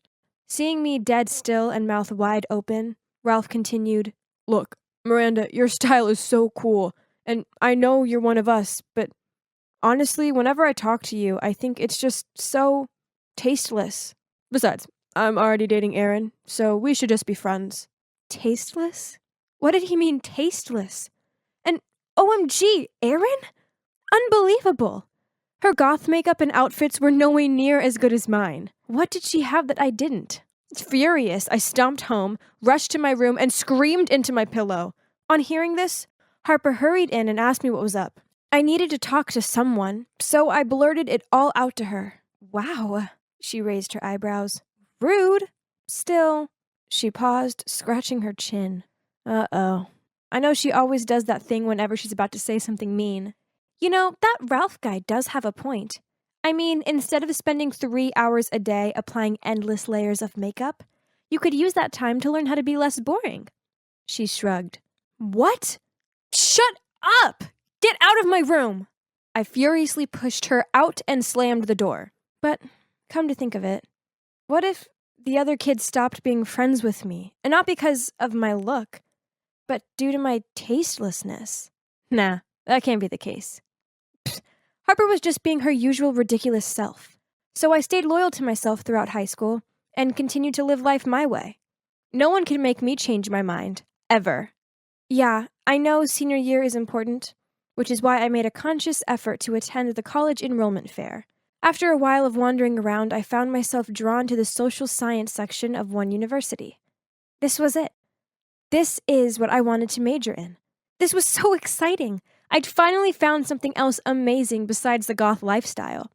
That night I asked Harper to take a photo of me to send with my application file. She gave me this dirty look and replied, "You really think they'd want to interview a student looking like they belong in Dracula's castle?" No, she did not just say that. How disrespectful. Why do people care so much about appearances? You pick someone due to their caliber, not the surface. Well, if looks are not so important, why don't you just quit being angry, get changed, and just take a simple photo? Harper raised her voice. Ugh, arguing with her was pointless, so I ran back to my room and locked myself in there for 2 whole days. Ugh, I hated this world. I had a lot of thinking time, which made me realize I do really want to major in social science. So I decided to listen to Harper, remove my makeup, fix my hair, and borrow her clothes for the picture. Oh my God! No, I can't even look in the mirror. I looked horrible. But Harper thought otherwise. I told her to just take the dumb photo. But she ran off and dragged along my parents, who cooed and clapped on seeing my new look. You look so beautiful, honey. My mom held her chest. Were those tears in her eyes? Oh, man, this was so lame. This wasn't me. I'm not some insignificant, boring-looking girl. Ugh! As soon as Harper took the photo, I darted toward the door, desperate to return to my goth look. Please, Miranda. My parents both grabbed my arms. You look so much better this way. But this isn't me. If I don't stay goth, then I'll be losing myself. I shook them off. A few weeks later, I got a reply from the university. I had got through to the online interview stage. Whoa! But this time, I wouldn't change myself. During the interview, one professor asked me about my social experiences, such as part-time jobs or social volunteer services. I hadn't done any. I'd thought of that once in a while, but due to my goth look, I didn't get to work anywhere. I admitted that to the professor and proudly announced, being goth is my true identity. A few weeks later, I received their response email. Harper, Isabel, and my parents gathered around me in the living room, but, oh no, I muttered out once I opened the email. They rejected me. I stood up and tearfully ran back to my room, while Isabel followed me. Don't worry. Isabel sat down next to me and rubbed my arm. They have another enrollment in the autumn, so you still have a few more months to prepare. I don't need it anymore, just leave me alone. I must have freaked her out, as she quietly left after that. The next day, I was so bummed out, so I went to see my goth friends. Surely my own kind would make me feel better, right? People are ridiculous, but no one can stop us from being ourselves, Ralph heroically said. Well, I didn't feel any better, but at least there was someone on the same page with me. Still in a frustrated mood, I later on skipped dinner and went straight to my room. Harper then entered my room and talked to me in a serious tone. Stop sulking. I've seen that email and your profile. Here's the ugly truth. They didn't reject you because you're a goth. They rejected you because you're just a bland person with below-average grades and no social experience whatsoever. I threw my pillow at her, demanded she leave my room right now and never come back. But that night I couldn't sleep. Her words were bugging me. I don't know, maybe she was kind of right. I mean, I guess I could do more to help my case, as I knew I really, really wanted to study that major at that university. So the next day I started looking for a part-time job. but everywhere required this gross uniform and decent look. Jeez, come on! I just can't. I felt so terrible being something that I'm not. I was about to give up when Isabel came to me and said, "Be strong. Think about your dream college and your future." She patted my back. "This is just temporary, okay?" What a sweet friend she is. All right, gotta get back on my feet. I patiently kept looking, and finally, a cafe accepted me as a waitress. Of course, no goth look though. Ugh. One evening after work, I was about to go home when I ran into the goth group. "Hey guys!" I cheerfully greeted them. "What's the event tonight?" Noticing their confused look, I said, "It's me, Miranda." They burst out laughing. "Seriously? Miranda, is it really you?" Then some of them pulled out their phones and started taking pictures. "My Instagram is gonna love this." While the others kept ridiculing me, this was heartbroken. I thought they were my people. Why didn't they give me even a second to explain? Now it turns out they were the most judgmental people ever. What a toxic group of friends. I wasn't going to waste my time hanging out with them anymore. Lesson learned. Over the next few months, I focused on working at the cafe, and I joined a group of active young people, handing out food for homeless people and helping nurses at old people homes. I'd experienced so many new things, and to be honest, I got used to this mediocre look. Actually, there's this one guy in my volunteer group. He's called Roger, and I may have a slight crush on him. At first, I didn't even notice him, because he looks normal. Basic haircut, t-shirts, jeans, and sneakers. Until one time, in the nursing home, I was struggling with this very bitter and difficult old lady who was accusing me of stealing her slippers. Then Roger, with his gentle nature and soothing voice, slid in and diffused the situation. On top of that, he was an amazing storyteller, as he always mesmerized everyone around, including me. Okay, so looking normal didn't mean someone was boring. Yeah, I know the saying, "Don't judge a book by its cover." Well, it turns out that saying is 100% true. In early October, Harper helped me apply again, and guess what? I successfully passed the online interview and received an offer email. My family was in seventh heaven. My parents couldn't stop the happy tears, while Harper just proudly smiled at me, and Isabel hugged me tightly. We even went on vacation to celebrate. It was terrific. Now, I still love my gothic look, but at the same time, I love my natural look too. I've realized that identifying yourself by how you look on the surface is nonsense, and so is judging people by the way they look. Having an interesting life and being beautiful is not just about obsessively focusing on how you appear. It comes from within. Wait, is that Roger over there? Oh no, he's coming this way. He's waving at me. Perhaps this is my chance. A lot of kids don't like Mondays, but I do. The start of a new week is full of so many possibilities. And, oh my days, who is she? Whoa, she's beautiful. She is the prettiest girl I've ever seen. She must be new here because I definitely haven't seen her around here before. I'm Evan, and as you can see, I'm kinda short and skinny. I might not be a muscly jock or anything, but I do have a big brain. I'm top of the class in math, sciences, geography, and soy el mejor de la clase en español. I'm proud of my collection of trophies and awards, and as a result, lots of kids in school know who I am. But I don't really like talking to new people. For such a smart guy, I find small talk awkward. It's like the words freeze in my head or something. Anyway, this is the main reason why I've been single for, well, forever. It doesn't matter. I need to focus on my studies anyway. But I do like girls, especially petite girly girls who need me to protect them. Being the smart guy I am, it didn't take me long to find out that the new girl is called Kayla. Kayla. What a sweet name. After a few days of looking through her social media accounts, I'd fallen deep for her.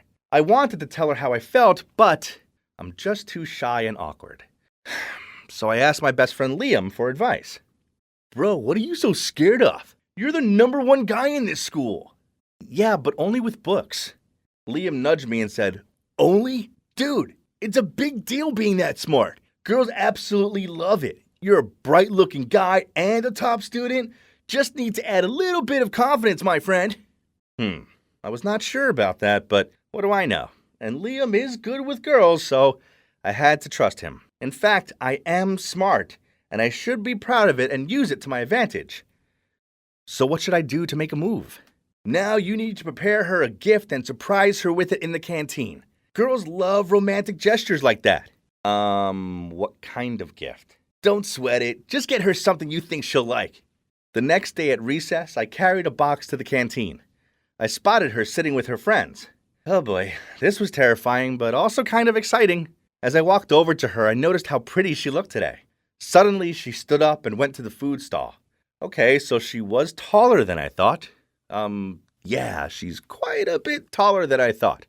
Oh no, she's a giant in comparison to me. Abort mission, abort! I turned around and started to walk off when I accidentally bumped into someone and dropped my box.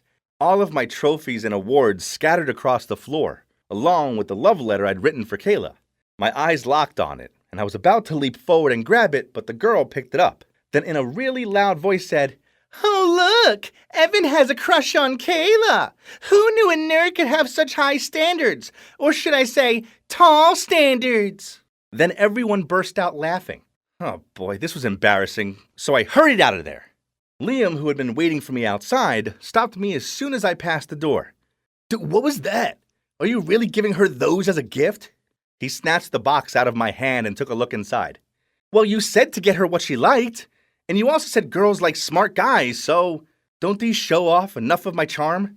No, not like that. I just expected you to get her a teddy bear or some flowers. Evan, this ain't it." So this was it. My life was over. I'll be a laughingstock forever. I'll have to convince my parents to let me move schools. No, to let me move planets. Huh? It's from Kayla. What? She says she likes me too. Is this thing broken or something? Wow, she says she's heard a lot about me and she admires my achievements. And she wants to hang out sometime. Not long after that, we started dating. She's such a fun girl to be around. But there's one thing bugging me. She's so tall and standing next to her constantly reminds me that I am so short. It never really bothered me before, but it does when I'm around her. People have always said I'm small-framed, but being next to her makes me feel like I'm a hobbit or something. I decided to bulk up, so I started going to the gym, but it was so hot and sweaty in there, it made me feel sick, so I gave up. I was born this way anyway. There's nothing I can do about it. Meanwhile, Kayla didn't seem to bother that I was smaller than her, and being seen in public with me didn't faze her at all. But I don't know, I just didn't feel comfortable. So after class, when she was waiting for me by the door to go to lunch together, I muttered out some excuse about needing the library, and I'd meet her there in a bit. I know it sounds bad, but I didn't want to hang out with her at school, as I didn't want the other kids gawping at us and making fun of our height difference. I've been in here all lunchtime. I don't want to see Kayla. Oh no, there she is. Phew, she's gone. Oh, why do they put these things so high up? Here, let me. I turned to see it was Kayla. Then she easily grabbed the book and passed it to me. Startled, I peered around to check no one had seen this, and spotted two girls giggling and whispering to each other. This was so humiliating. It was bad enough that Kayla was bigger than me, but she was a sporty girl, so she was also stronger than me. One lunchtime, I was struggling to open my bottle of Coke. Suddenly, Kayla appeared, grabbed it off me, and even though I muttered out I wanted to do it, she ignored me and opened it with ease. Then, one night while I was studying, Liam texted me telling me to go check my Insta. There was a picture of me sitting on Kayla's lap in the school garden. What? And then beneath it were loads of comments such as, "Whoa, little baby Evan with She-Hulk Kayla." And one of my friends even said, "Clearly Evan's the wife and Kayla's the husband." No, this couldn't be happening. That afternoon in the school garden, I'd asked Kayla to check my back for an insect bite. But before I could stop her, she'd pulled me onto her lap to check. But some jerk had taken a photo and posted it online saying, "Little Evan is sitting on the lap of his Hulk girlfriend." I was furious, especially with my friend's comment. I mentioned it to Kayla, but she just shrugged and told me they were only messing about and it was no big deal. After that, I didn't want to be around Kayla so much. She just made me feel so small, and I hated being laughed at by the other kids. A few days later, I was running in PE class when I tripped over my own feet and fell so hard onto the ground that I almost fainted. I lay there seeing stars and feeling like an idiot when a load of kids gathered around me. Kayla was also in the sports hall having her training lesson, so she ran over to me and ordered everyone to give me space. Then she bent down and lifted me up in her arms and carried me across the room. This was mortifying. So with the last bit of my energy, I shouted, "Put me down! I'm not a baby!" "Oh, okay. I'm just trying to help you." "I don't need your help. It's embarrassing. It's like you're the man in our relationship. You make me feel inferior." Everyone was gawping at us and whispering. Then Kayla put me down and walked off in silence. She looked upset, and I felt kinda bad. That night, Kayla messaged me asking to meet me in the park. When I got there, she was already waiting for me on a bench. I sat down next to her and said, "Look, Kayla, I'm sorry about before. I was just..." "Stop. I want us to stop. You care too much about what other people think. So what if I'm taller and bigger than you? Who cares? You've never been small or weak in my eyes." I was speechless, and she continued, "You just don't value or appreciate me. I know you avoid me at school. I don't want a boyfriend who's embarrassed to be seen with me. I deserve better than that. So it's over, Evan." Then she stood up and walked off. I watched her go, and even though I wanted to run after her and beg her to forgive me, I didn't. I just sat there all alone, feeling like a fool. That night I thought about it a lot. I knew she was right. I've been a jerk, and now I'd lost my amazing, funny, beautiful girlfriend. I shouldn't have let other people's opinions affect me so much because, on reflection, they were irrelevant. I liked her, and she made me happy. So what if she could reach books that I couldn't? Thinking about it, she was actually really helpful to have around. A few days later, I texted Kayla to apologize and asked her for another chance, but she didn't reply. So I arrived at her doorstep with flowers in a box. Kayla opened the door and frowned at me. "I'm an idiot. A great, big, small idiot. But I really like you, Kayla, and I want everyone to know it. I really like Kayla! Please give me another chance, as I'm miserable without you." She stayed silent for a sec, but it felt like an eternity to me. I felt like I could faint until she spoke up. "Yes," she smiled at me. "I'll give you another chance, but don't mess it up this time." I leaped into her arms and hugged her. Yeah, she was holding me in the air, but I didn't care. I was just so happy she was my girlfriend again. After that, I passed her the box, which was full. No, not of my trophies and awards, but tubs of strawberry ice cream, her favorite flavor. I might be small and Kayla might be tall, and yeah, okay, maybe this does look funny to some people, but I don't care what anyone thinks anymore. I'm just over the moon, stars, hey, the entire solar system that she's agreed to be my girlfriend again.